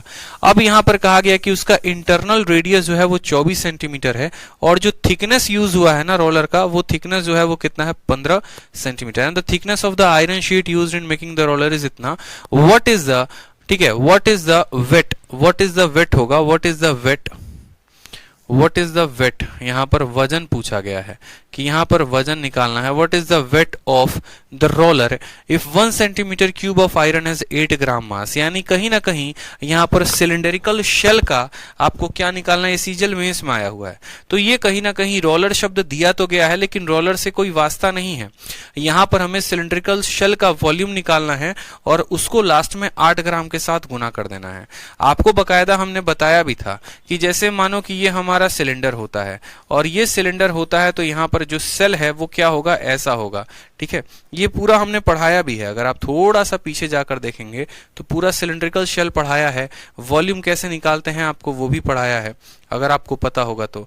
एक एक पॉइंट यहां पर देखो, सिलेंड्रिकल शेल जब हमने पढ़ाया था तो हमने बताया भी था कि जो थिकनेस होती है वो r माइनस आर होती है। इसकी वॉल्यूम निकालने के लिए क्या करते हैं, तो pi r square minus are square into h करते हैं। पूरा का पूरा हमने आपको पढ़ाया हुआ है। सेम कहानी यहां पर रिपीट कही गई है, कुछ नया कहानी आपसे नहीं बोला गया है। तो कुछ नया तो है नहीं इस सवाल में, लेकिन फिर भी चलो देख लेते हैं। सवाल में जो है कहा गया है कि हाइट जो है वो कितना मीटर है, 1.2 मीटर। तो हाइट को हम 1.2 मीटर कर देते हैं। उसके बाद यहाँ पर इंटरनल रेडियस यानी छोटू आर की वैल्यू कितनी है, तो छोटू आर की वैल्यू 24 सेंटीमीटर है। ठीक है, और यहाँ पर जो है मीटर को हम इसमें लिख सकते हैं, हाइट को 120 सेंटीमीटर लिख सकते हैं, और रेडियस हमारा 24 सेंटीमीटर। अब जो कैपिटल वाला आर होता है ना, देखो आर माइनस आर थिकनेस के बराबर, और थिकनेस किसके बराबर है, तो कहा गया है 15 के बराबर। जो कैपिटल आर होता है उसमें स्मॉल प्लस थिकनेस को जोड़ देते हैं, यानी छोटे वाले में आप 15 को जोड़ दो। तो यहां पर जो है थिकनेस है 15, छोटा वाला रेडियस है 24, यानी कैपिटल आर की वैल्यू 24 और 15 कितना हो जाएगा, तो 39 सेंटीमीटर हो जाएगा। ठीक, स्मॉल आर का पता चल गया, कैपिटल आर का पता चल गया, हाइट पता चल गया। तो वॉल्यूम क्या होता है, तो वॉल्यूम हमारा होता है pi r square minus are square into h होता है। ये बात आपको पता है किसका वॉल्यूम होता है, तो ये हमारे सिलेंड्रिकल शेल का वॉल्यूम होता है। ठीक है, आयतन होता है। पाई के जगह पर पाई रखेंगे। R square minus are square निकालने का तरीका बताया था कि A square minus B square बराबर होता है A minus B into A plus B के। इन दोनों को घटाओ तो पहले घटाओगे तो 15 आएगा और फिर इन दोनों को जोड़ दो तो 9 और 4 13, 3 2 5 1 6 63 आएगा। हाइट के स्थान पर कितना रखोगे तो 120 रखोगे। ये सभी के सभी वॉल्यूम आपके किस में आ जाएंगे दोस्तों, सेंटीमीटर क्यूब में आ जाएंगे। ठीक है, और कहा गया कि 1 सेंटीमीटर क्यूब का जो वजन है वो 8 ग्राम है। 1 सेंटीमीटर क्यूब का वजन किसके बराबर है, 8 ग्राम के बराबर है, और हमें जो वजन है वो केजी में बताना है। तो हम यहां पर बोलते हैं कि भैया वेट कितना है। ठीक है, 1 सेंटीमीटर क्यूब का वजन जो है इतना ग्राम है, तो हमारा इतना सेंटीमीटर क्यूब के लिए क्या करना पड़ेगा, इसको हमें 8 से गुना करना पड़ेगा। तो पाई इंटू, ठीक है, 15 इंटू 63 इंटू 120 इंटू कितना कर देंगे, 8 कर देंगे। ठीक है, और केजी में कन्वर्ट करने के लिए क्या करेंगे, तो इसको 1000 से भी भाग कर देंगे ताकि ये हमारा किस में कन्वर्ट हो जाए, तो हमारा केजी में कन्वर्ट हो जाए। 0 से हमारा 0 खत्म हो जाएगा। 5 से काटेंगे तो 3 बार में कटेगा, 5 से काटेंगे तो 20 बार में कटेगा, 4 से काटेंगे तो 2 बार में कटेगा, 4 से काटेंगे तो ये हमारा 5 बार में कटेगा। लेकिन 4 से मत काटो, इसको काटना है तो 2 से काटो ताकि नीचे 10 बन जाए और हमारा काम आसान हो जाए। 2 से काटोगे ना तो ये 4 बार में कटेगा, 2 से काटोगे तो 10 बार में कटेगा, और बाद में दशमलव लगा देना। ठीक है, 4 इंटू 3 12, 12 का स्क्वायर 144, तो हमें गुना करना है 144 इंटू 63 इंटू पाई, और बट्टे में कितना कर देंगे, लास्ट में ले जाकर 10 से भाग कर देंगे। 144 का 63 गुना, यहां पर कुछ सवाल में गड़बड़ आ रहा है, देखना जरा। 1.2 मीटर, तो ये हमारा 120 हो गया। इंटरनल रेडियस 24 सेंटीमीटर आ गया। थिकनेस जो है आयरन शूट की आ गई, वो हमारी आ गई 15 सेंटीमीटर, तो ये हमारा थिकनेस हो गया। वेट बोला गया है रोलर का अगर 1 सेंटीमीटर क्यूब का। 39 कहां से आया मेरे भैया, यहां पर देखो थिकनेस जो है ना, ये r माइनस आर की वैल्यू कितना दे रखा है, r माइनस आर की वैल्यू हमारी 15 दे रखा है, यानी थिकनेस जो है आयरन शीट की 15 है, तो कैपिटल R की वैल्यू स्मॉल r में 15 जोड़ने पर आएगा, यानी 24 में आप 15 को जोड़ोगे तो 5 और 4 9, 2 और 1 3 आ जाएगा। इस तरीके से आपको आएगा। आप इस बात को समझो, ये ना पूछो कि सर यहाँ पर कैपिटल R की वैल्यू कहां से आ गई है। तो वॉल्यूम जो होगा वो क्या होगा, pi r square minus are square into h, यानी r में से r को घटाओगे तो 15 आएगा, और 9 4 13, 3 2 5 1 6 आ जाएगा। हाइट हमारी इतनी आ जाएगी। 15 इंटू 63 इंटू 120, और लास्ट में 8 से गुना करके हमें इससे भाग करना है। गुना करके देखिए एक बार, 144 का कितना गुना है, 63 गुना है, कितना आ रहा है, 907.2 पाई। कैसे आया आपका 907.2 पाई, बताइए। गुना करने पर आया, कितना गुना करने पर आया बताइए, गुना करिए आप लोग। 144, चलिए आप लोगों के लिए गुना है, करिए गुना। देखो 144 को 63 के साथ गुना करोगे तो गुना कर लो, कोई दिक्कत की बात नहीं। 90 72 आ जाएगा, 90 72 बटे 10 आ जाएगा, जिसको आप लिख सकते हो 907.2 pi is the correct answer. ठीक है, option number B for Baahubali, 90 72 आएगा मेरे भाई। ठीक है, क्लियर है ये सवाल। 78 नंबर क्वेश्चन, कोई परेशानी की बात है, आ जाओ। नेक्स्ट क्वेश्चन देखो, 79 नंबर क्वेश्चन। बहुत अच्छे, गुना करना था और कुछ नहीं। 79 नंबर सवाल में क्या कहा है, 79 नंबर सवाल में कहा है कि एक रिबन है, बोला गया है कि a ribbon of equal width and length L is wrapped around the curve surface of a right circular cylinder to cover it completely. एक रिबन को जो है ना वो रैप किया जाता है, किसके अकॉर्डिंग, तो सिलेंडर के अकॉर्डिंग, ताकि वो कंप्लीट कवर कर सके। बोला गया कि if base circumference of this cylinder is C, then how many times the ribbon was wrapped around the cylinder. बड़ा प्यारा सवाल है। देखो कहा गया है कि आप एक रिबन लेकर आते हो, कोई भी रिबन आप ले लेना, और उस रिबन को जो है ना आप इसके अकॉर्डिंग रैप करना शुरू करते हो, और रैप करना शुरू करते हो तो क्या होता है यहाँ पर, ठीक है, आप रिबन को रैप करना शुरू करते हो तो रिबन जो है इसके ऊपर चढ़ना शुरू हो जाता है। जैसे बचपन में हम क्या करते थे, स्कूल में हमारा आर्ट एंड क्राफ्ट कंपटीशन होता था, तो हम यहाँ पर बड़ा सुंदर सुंदर सजाना शुरू करते थे। तो रिबन को लेकर आए और इसके यहाँ पर लपेटना शुरू कर दिया, तो रिबन उतने ही एरिया को लपेटेगा जितना इस सिलेंडर का कर्व सरफेस होगा। ठीक है। जितना इस सिलेंडर का क्या होगा दोस्तों, तो कर्व सरफेस होगा। समझ में आ गया बात यहां पर। तो सवाल में यहां पर बोला गया है कि एक रिबन का जो है इक्वल विड्थ एंड लेंथ है L, यानी उसका लंबाई जो है रिबन का वो भी L है और चौड़ाई भी रिबन का जो है वो भी L है, ऐसे समझ लो। यानी रिबन का जो एरिया होगा वो हमारा L स्क्वायर। उसके बाद कहा गया is wrapped around the curve surface of a right circular cylinder to cover it completely. Base circumference of this cylinder is C, then how many time the ribbon was wrapped around, ठीक है, the cylinder. तो सीधी सी बात है भैया, यहां पर क्या आएगा आंसर बताओ जल्दी से। आप लोगों के लिए छोड़ रहा हूं, आंसर बताओ जल्दी से क्या आएगा। थोड़ा सा बुद्धि का प्रयोग करो। 79 बहुत ही सिंपल क्वेश्चन है, बहुत ही सिंपल क्वेश्चन है, बच्चों का क्वेश्चन है, मतलब एकदम सिंपल है। एक लाइन का आंसर आएगा 79 में।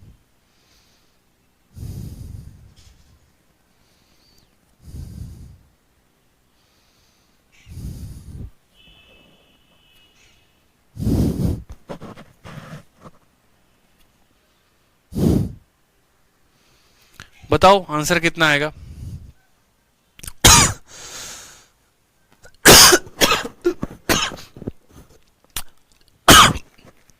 क्या क्या दिया गया है देखो, क्या क्या दिया गया है सवाल में।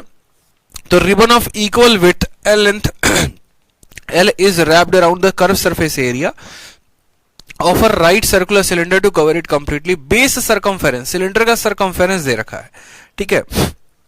तो बोला गया है कि how many times the ribbon was wrapped around, यानी आप ऐसे समझ लो, ठीक है, आप ऐसे समझ लो कि मानो ये आपका जो है वो क्या है, सिलेंडर है, और ये आपका सिलेंडर है, और रिबन इसको रैप करना शुरू करता है। मानो यहां से आपने रिबन को पकड़ा है, रिबन इसको इस तरीके से रैप करना शुरू करता है, करता है और इस तरीके से पूरा कवर कर लेता है। यानी हम ऐसा कहेंगे, यानी इस सवाल में हम ऐसा कह सकते हैं कि रिबन का जो एरिया होगा, रिबन का जो भी एरिया होगा यहाँ पे, ठीक है, उस एरिया को जितना हम रिवॉल्यूशन या जितना हम रोटेशन देंगे उसको गुना करने पर क्या आ जाएगा, तो उसको गुना करने पर ये हमारा पूरा का पूरा, ठीक है। यानी हम ऐसा कह सकते हैं कि रिबन का जो एरिया है, देखो यहाँ पे ये जो रिबन का मानो एक पट्टी है, ठीक है, रिबन का हमारा कितना दे रखा है, यहां पर बोल रखा है ना, ribbon of equal width and length L is wrapped around curve surface area, ठीक है, इफ बेस सरकमफेरेंस जो है वो C है। ये जो बेस का सरकमफेरेंस है ये किसके बराबर है, तो ये हमारा C के बराबर है। और बोला गया है यहां पर कि how many time the ribbon was wrapped around. तो मानो जो रिबन है जिसको आप लपेट रहे हो, तो वो रिबन का असल में जो एरिया होगा वो कितना होगा यहां पर, तो बोलोगे सर रिबन का जो एरिया होगा, ठीक है, सरकमफेरेंस इनटू यहां पर जो है जितना आप यहां पर राउंडिंग डालोगे, जितना राउंडिंग यहां पर डालोगे, आप कह सकते हो कि सर यहां पर जो इसका एरिया होगा वो कितना होगा, L, एक तरीके से बोला गया ना, L के बराबर, और विड्थ जो है वो 1 है, तो सरकमफेरेंस इनटू यहां पर N आ जाएगा। तो यहां पर N की वैल्यू कितनी आ जाएगी, L/C आ जाएगी, और ये हमारा क्या होगा, करेक्ट आंसर होगा। Option number B for Baahubali जो आएगा वो क्या आएगा, करेक्ट आंसर आएगा।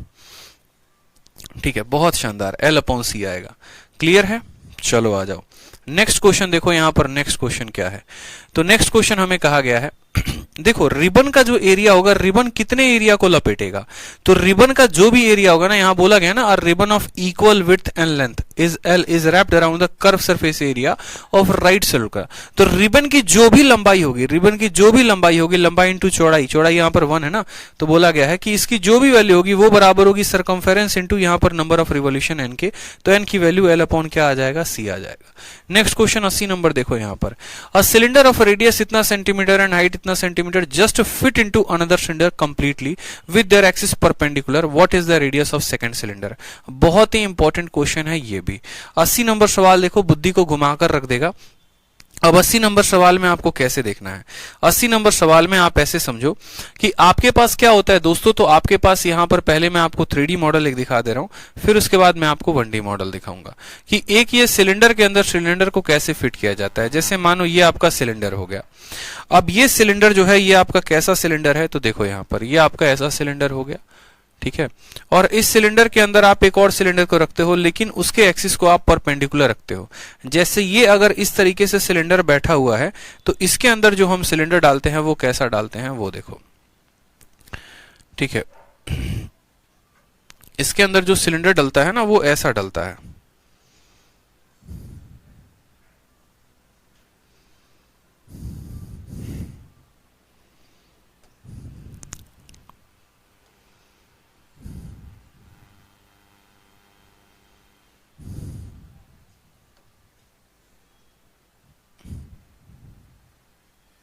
ये देखिए, बहुत ही लाजवाब प्रश्न बनता है, ये बहुत ही लाजवाब प्रश्न एकदम आप लोगों के सामने बना रहे हैं। बहुत ही बेहतरीन प्रश्न आता है पेपर में और दिमाग घुमा के चला जाता है। ठीक है, कि एक सिलेंडर के अंदर हम जो है यहां पर दूसरे सिलेंडर को फिट कर रहे होते हैं और एक्सिस परपेंडिकुलर का मतलब ये होता है कि आप इसको इस एक्सिस के अकॉर्डिंग जो है वो फिट कर रहे होते हो।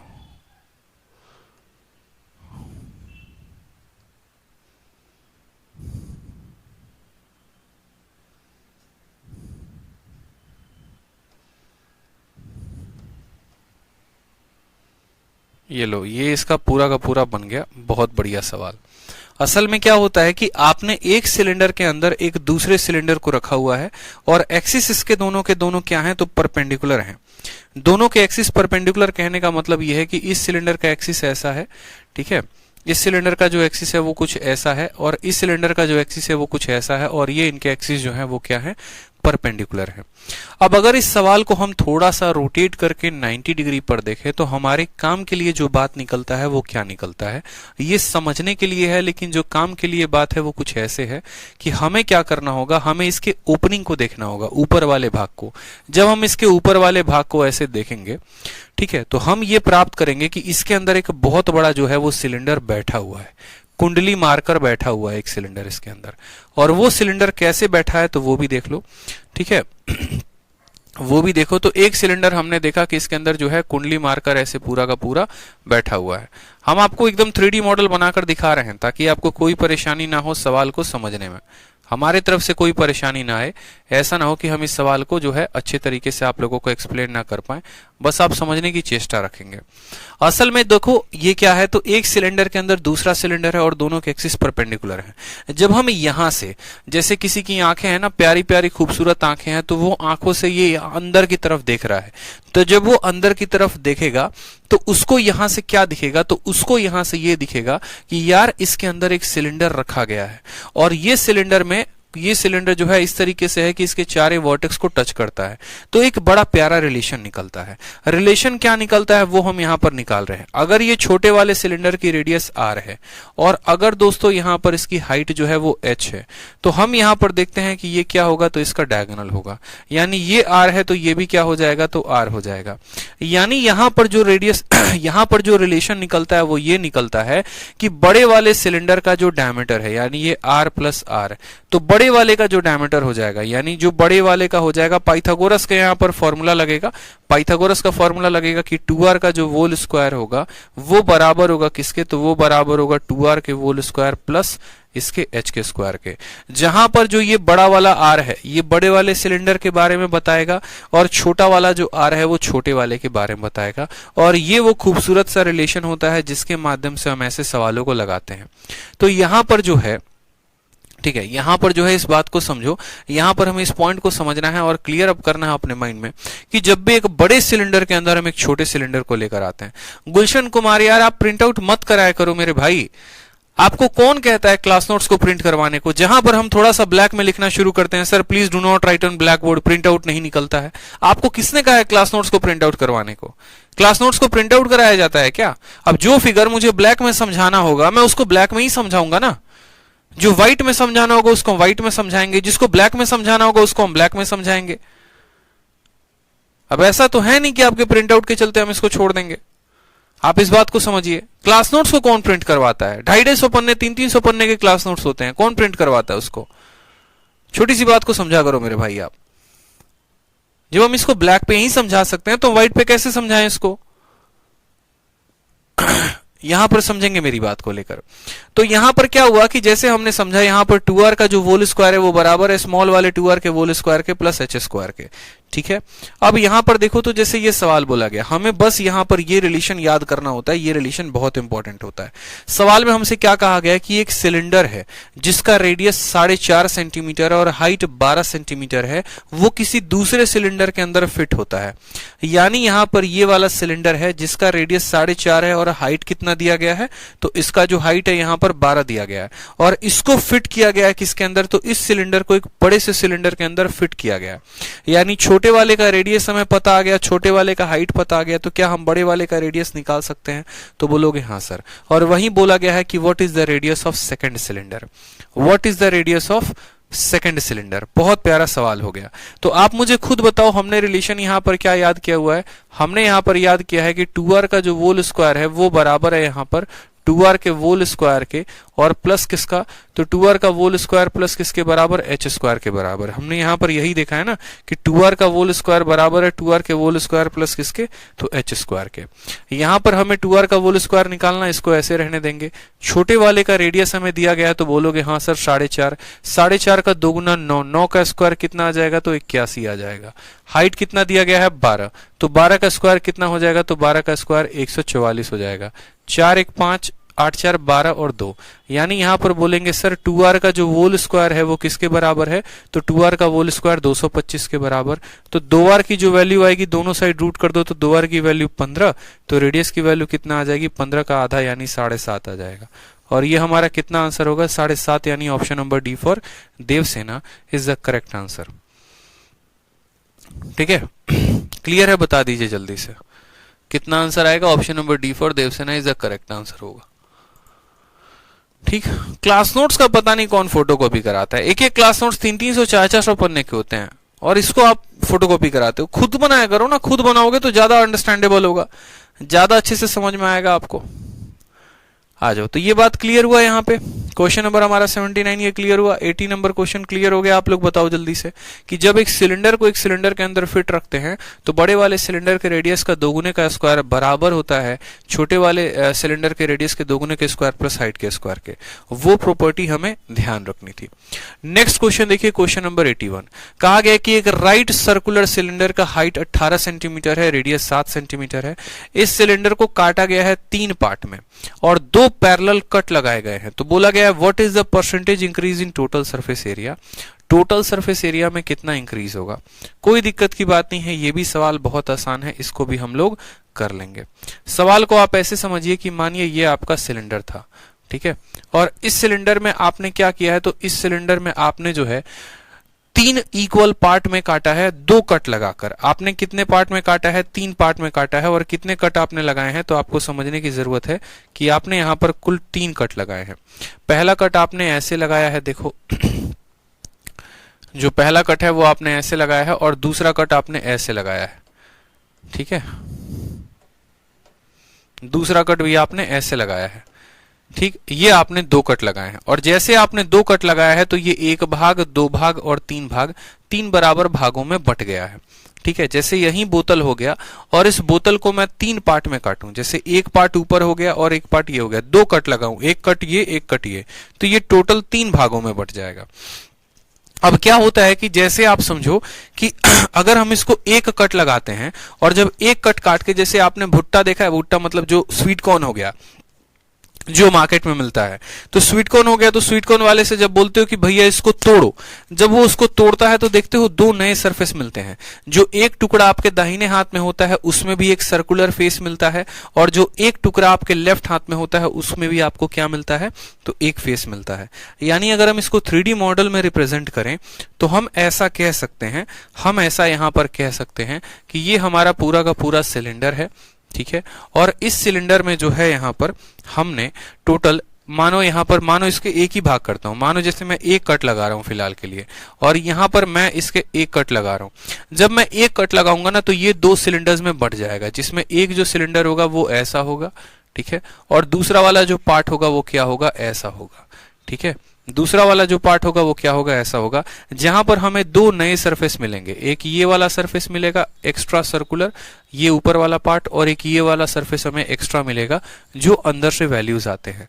यानी हमने कहा कि एक कट लगाने की वजह से हमें यहाँ पर 2 नए सरफेसेस मिले और वो दोनों नया सरफेस किसके बराबर मिला, तो ये वाला नया सरफेस जो है दोस्तों ये पाई आर स्क्वायर के बराबर है। उसी तरीके से ये वाला सरफेस भी पाई आर स्क्वायर के बराबर है। तो जब भी हम एक कट लगाते हैं तो 2 सर्कल मिलते हैं, 2 कट लगाएंगे तो 4 सर्कल मिलेंगे, 3 कट लगाएंगे तो 6 सर्कल मिलेंगे, 4 कट लगाएंगे 8 सर्कल मिलेंगे, इसी तरीके से करते करते। तो यहाँ पर टोटल 3 कट लगाए गए हैं, और 3 कट लगाए गए हैं तो हमें यहाँ पर 2 सरफेस यहाँ से मिलेगा, सॉरी 2 कट लगाए गए हैं, 2 कट लगाए गए हैं तो 2 सरफेस इसके पास, 2 सरफेस इसके पास, यानी कुल मिलाकर हमें 4 नए क्या मिलेगा, तो 4 नया हमें सर्कल मिलेगा। ठीक है, क्या मिलेगा, तो 4 नया सर्कल हमें मिलने वाला है। ठीक है, इस बात को ध्यान रखें, कितना मिलने वाला है, तो 4 नया सर्कल हमें मिलने वाला है। अब 4 नया सर्कल मिलने वाला है तो उसके वजह से उनकी एरिया भी ऐड होगी, तो बोलोगे हाँ सर। तो चलो एक बार टोटल एरिया निकालते हैं और सवाल में पता करते हैं कि यहाँ पर टोटल एरिया जो आएगा वो किसका आएगा, कितना आएगा और कितना इंक्रीज आएगा। तो सवाल में कहा गया यहाँ पर समझिए कि एक राइट सर्कुलर सिलेंडर है जिसकी हाइट 18 है, रेडियस 7 है। इस सिलेंडर को 3 पार्ट में काट दिया गया, percentage increase in total surface area. तो पहले अर्लियर में, ओल्ड केस में हमारा टोटल सरफेस एरिया किसके बराबर होता था, तो ओल्ड केस में हमारा टोटल सरफेस एरिया जो था वो हमारा बराबर था 2 pi r into H plus r के। ठीक है, 2 pi r into H plus r के। जहां पर हम बात करेंगे तो ये था हमारा 2 पाई, रेडियस दोस्त हमारा कितना था, आर था, तो ये रेडियस हमारा 7 था। जब रेडियस 7 होता है तो 2 पाई आर की वैल्यू कितनी हो जाती है, 44 हो जाती है, पता है ना, 44 कैलकुलेट कर लेना। और एच प्लस आर 18 और 7 कितना हो जाता है, तो 25 हो जाता है। इसको जब हम करेंगे तो 25 चौके 100 और 25 चौके 100 और हमारा हो जाएगा 10, यानी ये हमारा 1100 आ रहा है। और 1100 क्या था, तो 1100 centimetre square total surface area था। अब नए वाले केस में क्या होता है दोस्तों, तो नए वाले केस में बस आप ये देख लो कि इंक्रीज कितने का हुआ है। तो आप बोलोगे जो सर इंक्रीज है वो कितने का है, तो हमने 2 कट लगाया है, 1 कट की वजह से 2 सर्कल मिलते हैं, तो 2 कट की वजह से 4 सर्कल मिलेंगे, तो यहां पर 4 पाई आर स्क्वायर की वैल्यू। ठीक है, आप मुझे खुद बताओ, जब रेडियस 7 होता है, जब रेडियस 7 होता है तो पाई आर स्क्वायर की वैल्यू कितनी होती है, 154, और 154 का 4 गुना कितना हो जाएगा, तो 616 हो जाएगा। यानी जो इंक्रीज है वो कितने का है, तो 616 का, और कितने के ऊपर इंक्रीज है, तो 1100 के ऊपर। तो बस यहां पर देख लेंगे कि परसेंटेज इंक्रीज कितने का है, तो बोलेंगे सर 616 का इंक्रीज है, कितने के ऊपर है, तो 1100 के ऊपर है, और इंटू क्या करेंगे, परसेंटेज को बताने के लिए 100 के साथ गुना करेंगे। 2 जीरो से 2 जीरो खत्म, 11 का 5 गुना कितना आएगा, तो 55 आएगा, और 11 का 6 गुना 66 आएगा। 56% जो होगा वो क्या होगा, करेक्ट आंसर होगा option number B for Baahubali, correct answer. तो पहले टोटल सरफेस एरिया इतना था, जो इंक्रीज हुआ वो इतने का हुआ, जो इंक्रीज है वो टोटल का कितना परसेंटेज है इससे हमने कैलकुलेट कर लिया, और हमारा क्या आ गया, तो टोटल आंसर आ गया। ठीक है, क्लियर है, आगे बढ़े क्वेश्चन नंबर 81 के बाद। नेक्स्ट देखो क्वेश्चन नंबर 82, बहुत ही भौकाल सवाल है। ठीक है, और ये भौकाल सवाल के बाद हमारा सिलेंडर खत्म हो जाएगा, फिर हमारा नेक्स्ट टॉपिक बचेगा कौन, जिसको हम अगले क्लास में शुरू करेंगे। क्वेश्चन नंबर 82 बहुत ही भौकाल सवाल, बहुत ही प्यारा सवाल। इसके खत्म होने के बाद सिलेंडर के जितने भी सवाल बनते थे, चाहे वो रोलिंग के थे, चाहे वो रोटेशन के थे, कर्व सरफेस एरिया के ऊपर थे, या फिर हमारे वॉल्यूम के ऊपर थे, या टोटल सरफेस एरिया के ऊपर, सब हमने कर लिए। जितने भी सवाल पिछले कई सालों में पूछे गए वो कर लिए। और ये जो सवाल है ये बहुत ही भौकाल इसलिए है क्योंकि ये 2017 के मेंस में पूछा गया था, और 2017 के सीजल मेंस का ये क्वेश्चन है, बहुत ही प्यारा क्वेश्चन है। ठीक है, आप इसका आंसर बताइए। सवाल में क्या कहा गया वो हम आपको समझा देते हैं। सवाल में आपको ऐसा कहा गया है कि एक सॉलिड सिलेंडर है, एक बहुत बड़ा बेलन है, जिसका जो है रेडियस 14 सेंटीमीटर का है और हाइट 15 सेंटीमीटर का है। ठीक है, आपने क्या किया है, 4 आइडेंटिकल सिलेंडर उसके अंदर बनाए हैं। 4 identical cylinder are cut from each base.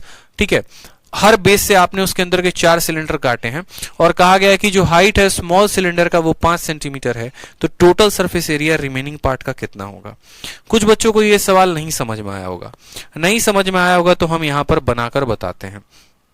जैसे आपके सामने जो फोटो बनाएंगे बड़े स्थिरता के साथ देखिएगा, बहुत महत्वपूर्ण ये सवाल होगा आप लोगों के लिए। मान लीजिए कि ये हमारा एक बड़ा सा सिलेंडर है, हम इसको थोड़ा बीच में ही बनाते हैं, चलो, ताकि आप इसको समझ पाओ। ठीक है, क्या है, तो एक बहुत बड़ा सिलेंडर है हमारे पास समझेंगे। और उसके बाद क्या किया गया है, तो इस बड़े से सिलेंडर में, ये हमारा सिलेंडर है, थोड़ा सा देखेंगे सही बना है कि नहीं बना, तो चलो सही बना है। अब ये बड़ा सा सिलेंडर है, जैसे मानो ये वो कुल्फी हो गई जो बचपन में आप खाते थे, और ये मटका वाला आपके यहाँ लेकर आता था, जो कुल्फी हो गया ना। अब इसके अंदर क्या हुआ है दोस्तों, तो आप इसके जब ऊपर वाले सरफेस को देखोगे तो इसके अंदर कुल मिलाकर ऐसे 4 सिलेंडर काटे गया है। किस तरीके से काटा गया है वो भी चार तो देख लो, एकदम सटा सटा कर, एकदम टच करा करा कर काटा गया है। यानी अगर हम बात करेंगे यहां पर तो देखो थोड़ा सा इसको छोटा कर लो, थोड़ा सा इसको छोटा कर लो,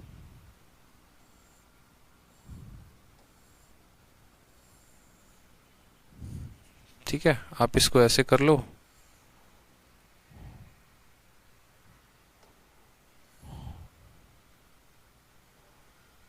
जैसे मानो ये हो गया आपका। आपने इसके अंदर कुल मिलाकर कितने सिलेंडर्स काटे हैं? आपने इसके अंदर कुल मिलाकर जो है सो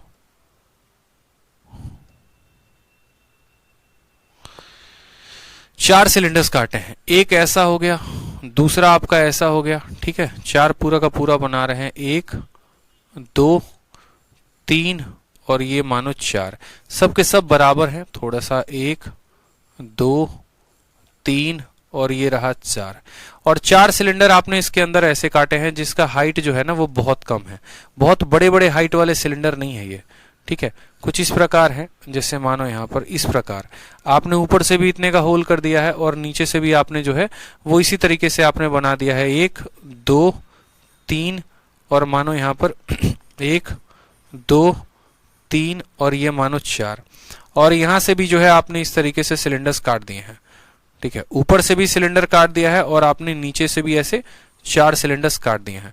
यही बात सवाल में कहा गया है। देखो एक सॉलिड सिलेंडर है और सॉलिड वाले सिलेंडर का जो रेडियस है वो कितना है? 14 है, यानी बड़े वाले सिलेंडर का जो रेडियस है वो कितना है? 14 है। उसके बाद कहा गया है यहाँ पर जो हाइट है वो कितना है? 15 है, यानी बड़े वाले का जो हाइट है वो कितना है? तो बोलोगे सर 15 है, ठीक। फिर उसके बाद यहां पर कहा गया है 4 आइडेंटिकल सिलेंडर को काटा गया है, ठीक है, फ्रॉम ईच बेस एज सोन। यहां पर नीचे वाले बेस से भी 4 सिलेंडर काटे गए हैं, ऊपर वाले बेस से भी 4 सिलेंडर काटे गए हैं। जो सिलेंडर काटे गए हैं ना उनका जो हाइट है वो कितना है? 5 सेंटीमीटर है, और इनका जो हाइट है ये कितना है? 5-5 सेंटीमीटर के हाइट वाले हैं, ठीक है। कितने कितने के हाइट वाले हैं? तो बोलोगे सर 5-5 के हाइट वाले हैं। यानी यहां पर अगर हम बात करें तो ये जो हाइट है वो कितने की है? तो बोलेंगे सर ये जो हाइट है हमारी, ये हमारी 5 सेंटीमीटर की है। इसी तरीके से इनकी भी जो हाइट है वो कितने की है? 5 की, और पूरी की पूरी लंबाई कितने की है? 15 की है। फिर उसके बाद कहा गया यहाँ पर 5 सेंटीमीटर का, तो total surface area remaining part क्या हुआ है कि इसके अंदर गड्ढा किया गया है, एक सिलेंडर निकाल दिया गया, फिर गड्ढा किया गया, फिर दूसरा निकाल दिया गया, फिर गड्ढा किया गया, निकाल दिया गया, फिर तीसरा गड्ढा किया गया, निकाल दिया गया है। 4 गड्ढे ऊपर करके निकाल दिए हैं और यहाँ पर और 4 गड्ढे यहां पर नीचे करके निकाल दिए हैं, और हमसे बोला गया है अब जो तुम्हारा पार्ट बच गया है उस पार्ट का टोटल सरफेस एरिया कितना होगा।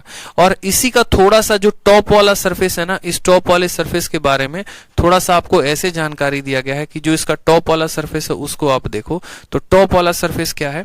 तो टॉप वाला सरफेस यहाँ पर, ठीक है, ये आपका ऐसे हो गया कि ये आपका सर्कल हो गया। टॉप वाले सरफेस के बारे में जानकारी दी है कि टॉप वाले सरफेस से अगर आपने सर्कल को काटा है तो वो कैसे कट के बाहर निकलेगा।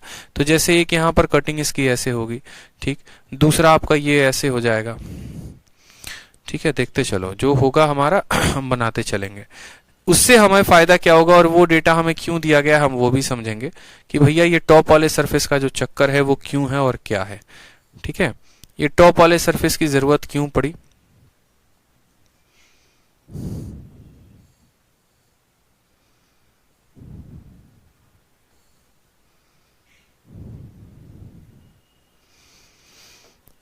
थोड़ा थोड़ा छोटा कर दिया जाए सबको।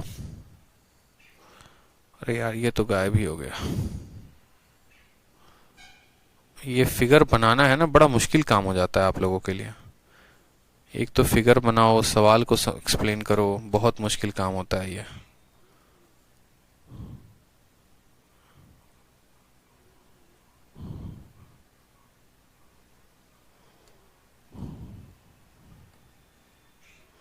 जैसे मानिए कि ये क्या है, ये टॉप सरफेस के बारे में बताया गया है कि एक आप ऊपर के टॉप सरफेस को काटते हो तो इस तरीके से होता है। अब आप एक एक पॉइंट को समझो। सबसे पहले कि हमें क्या क्या सरफेस मिलेंगे और हमें जो है क्या क्या पॉइंट्स मिलने वाले हैं, एक एक पॉइंट को हम समझेंगे कि अगर हम इसके अंदर से कटिंग करते हैं तो क्या मिलता है। उसके लिए मैं पहले आपको समझाना चाहूंगा कि जैसे मानो ये आपका सिलेंडर है, ठीक है। जैसे आपको समझना पड़ेगा कि मानो ये आपका सिलेंडर है, एक सिंपल सिलेंडर है, ठीक है।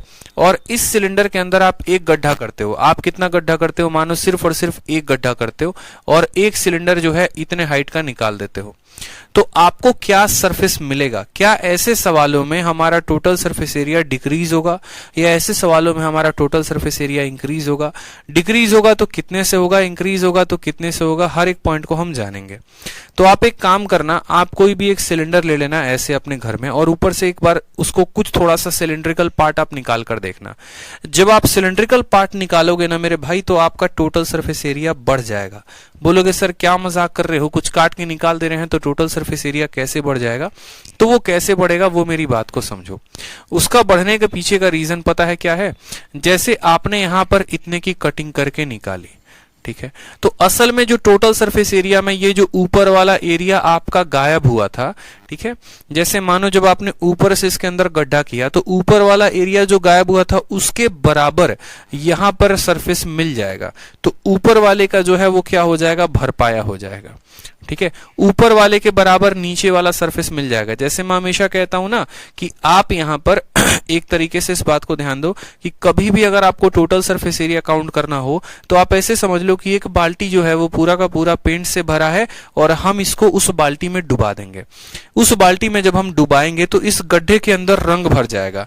इस गड्ढे के अंदर रंग भरेगा तो कहां कहां पर रंग लगेगा, तो रंग इसके बॉटम पर लगेगा, ठीक है, और रंग जो है यहां पर इस गड्ढे के कर्व सरफेस पे लगेगा। यानी जैसे मानो कि अगर ये सॉलिड फिगर है, अगर ये सॉलिड फिगर है और इसके अंदर थोड़ा सा हम छेद करते हैं तो जो छेद करेंगे उस छेद में पूरा का पूरा रंग भर जाएगा। वो छेद में रंग कहां कहां पर भरेगा, तो उस छेद के बॉटम पर भरेगा यानी यहां पर भरेगा, और साथ में उस छेद के कर्व सरफेस एरिया में भरेगा यानी ये वाले पार्ट में, इस वाले पार्ट पे, इस वाले पार्ट पे अंदर से पूरा का पूरा ऐसे रंग लग जाएगा। तो यानी नीचे वाले देखो, ऊपर वाले के जगह पर नीचे वाले से तो भरपाया हो गया।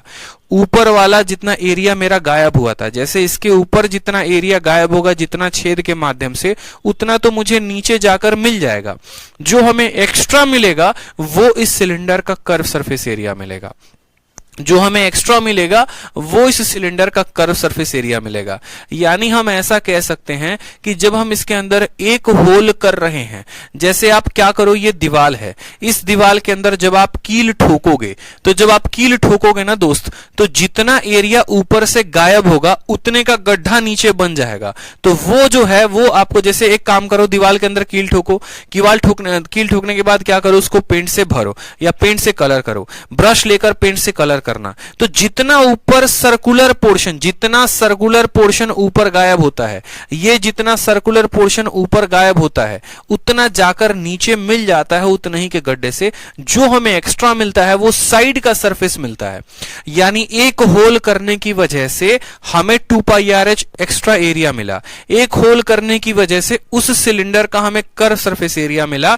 तो यहां पर जो है, अगर हमने ऊपर 4 होल किए हैं और नीचे 4 होल किए हैं तो हमें 8 टोटल सरफेस एरिया में 8 कर्व सरफेस एरिया मिलेगा।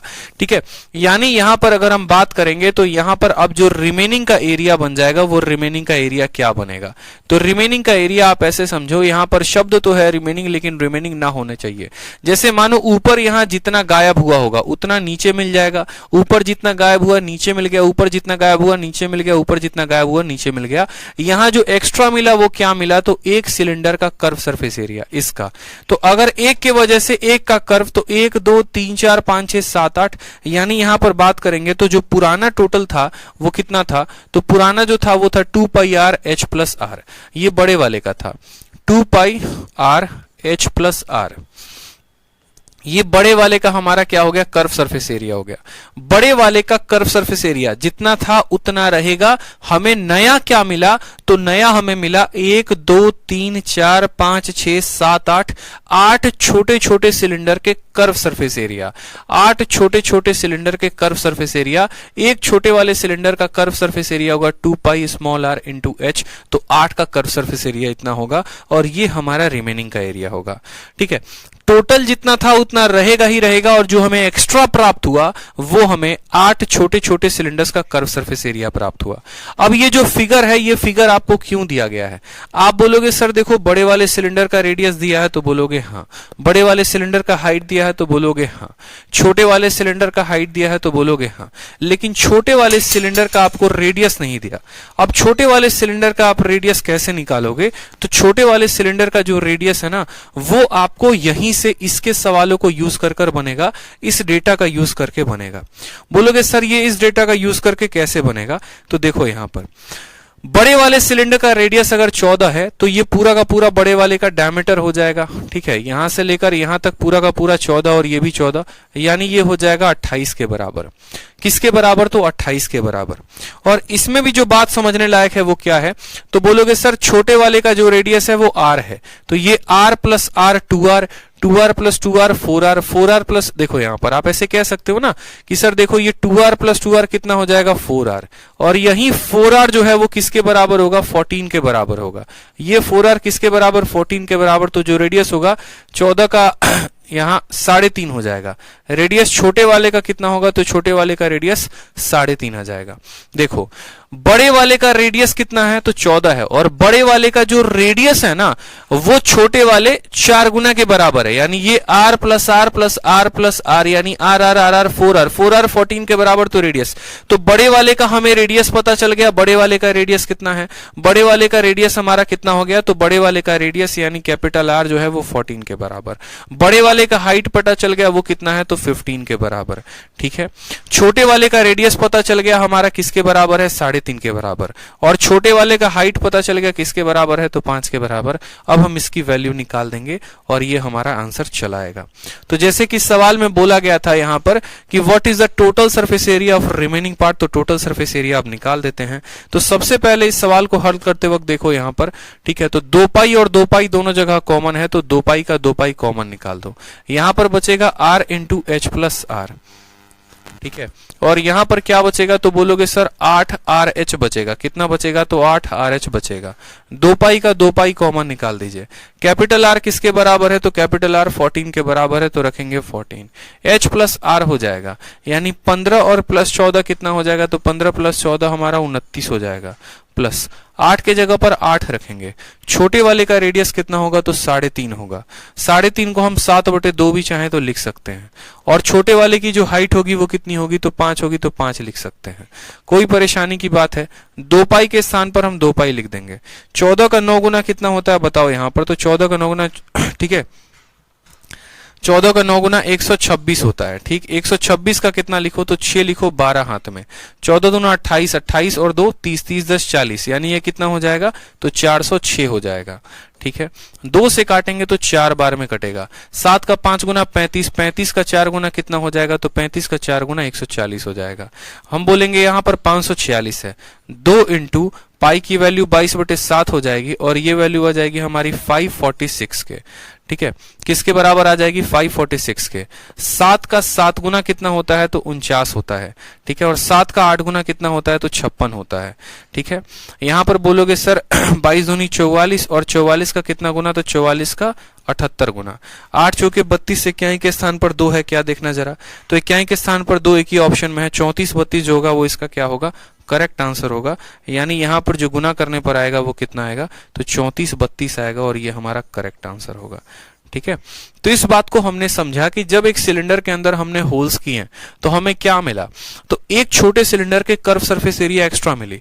तो 4 होल्स करेंगे तो 4 मिलेगा, 8 होल्स करेंगे तो 8 मिलेगा, यानी जो भी इसका टोटल सरफेस एरिया था उसमें 8 हमें नए सरफेस मिलेंगे। ठीक है, बड़े वाले का रेडियस दिया है, बड़े वाले का हाइट दिया है, छोटे वाले का हाइट दिया है। छोटे वाले का रेडियस कैसे निकालेंगे? तो या तो ऐसे कह लो कि बड़े वाले का जो डायमीटर होगा वो बराबर होगा छोटे वाले के 8 गुना के रेडियस के, या फिर बड़े वाले का जो रेडियस होगा वो बराबर होगा छोटे वाले के रेडियस के 4 गुना के। वहां से उसकी रेडियस निकाल दी, और रेडियस निकालने के बाद तब यहां पर वैल्यू हमने कैलकुलेट की है। ठीक है, क्लियर है? यहां पर ये बात बता दो जल्दी से, कितना नंबर ये सवाल था बताओ? कितना नंबर सवाल था? 81 नंबर सवाल, 82 नंबर सवाल। 82 नंबर सवाल क्लियर है? बता दीजिए जल्दी से। 82 का आंसर कितना होगा? बी होगा। क्लियर है ये बात? बताओ क्लियर है? B for Baahubali. तो यहां पर अब हम कल के क्लास से शुरू करेंगे नेक्स्ट टॉपिक अपना। नेक्स्ट टॉपिक हमारा क्या होगा? कोन होगा, और कोन से हम आगे पढ़ेंगे। सिलेंडर में जितना पढ़ाया है, ठीक है, जो बेसिक्स लेवल के हो गए उसको कराया उसको कंप्लीट करो, जो उसके ऊपर के लेवल के हो गए उसको कंप्लीट करो, जितनी चीजें बताई हैं उसको प्रॉपर तरीके से कंप्लीट करो। सचिन कह रहे हैं सर 4R28 के बराबर होगा। सचिन 4R28 के बराबर नहीं होगा, 8R28 के बराबर होगा, 8R28 के बराबर होगा सचिन। 4R जो होगा वो हमारा 14 के बराबर होगा। आप इस बात को समझिए, आप कंफ्यूज मत होइए। जो आपका 4R है वो 14 के बराबर और 8R है वो 28 के बराबर होगा। ठीक है, आप खुद देखो ना, दो छोटे वालों के डायमीटर को मिला दोगे ना तो बड़े वाले के रेडियस के बराबर आएगा। ठीक है, इस बात को ध्यान दीजिए। तो आज के लिए मुझे लगता है इतना काफी है। और प्रिज्म भी होगा, पिरामिड भी होगा, सब कुछ आपके पीडीएफ में दे रखा है। तसल्ली से करा रहा हूं, सिलेबस कंप्लीट कराना होता तो अब तक खत्म कर चुका होता मैं, लेकिन मुझे थोड़ा सा मेंसुरेशन ऐसा लग रहा है कि थोड़ा सा मैं बढ़िया से आप लोगों को पढ़ा दूं, जिससे आपका प्री भी क्लियर हो जाए और आपका मेंस भी क्लियर हो जाए। ठीक है, चलो तो बढ़िया से पढ़ो और ध्यान रखो यहाँ पर जो है, ठीक है गुलशन, ऐसा नहीं है कि मुझे ब्लैक बोर्ड में लिखने में बहुत मजा आता है मेरे भाई। बस यहाँ पर ये रहता है कि जिससे बच्चे आसानी से समझ जाए। मेंसुरेशन हमेशा ब्लैक बोर्ड पर ही पढ़ाया जाता है, कभी व्हाइट बोर्ड पर नहीं पढ़ाया जाता। उससे हमारा थोड़ा माइंड जल्दी एक्सेप्ट करता है उन चीजों को लेकर, क्लैरिफाई हमें मिलती है। ठीक है, तो मेरा पर्पस कभी भी किसी को यहाँ डांटना नहीं होता है, ये रहता है कि यार आप समझो उस बात को लेकर, मेरी भी कुछ पॉइंट्स हैं उसको समझो आप। ठीक है, मैं आपकी बातों को समझ रहा हूँ, आप एक आधा जगह पर मेरे पॉइंट्स को आप समझो। जहां पर होता है व्हाइट बोर्ड पर पूरी पीपीटी ही व्हाइट बैकग्राउंड में बना रखी है, लेकिन जहां समझाना है वहां तो समझाएंगे ना भाई।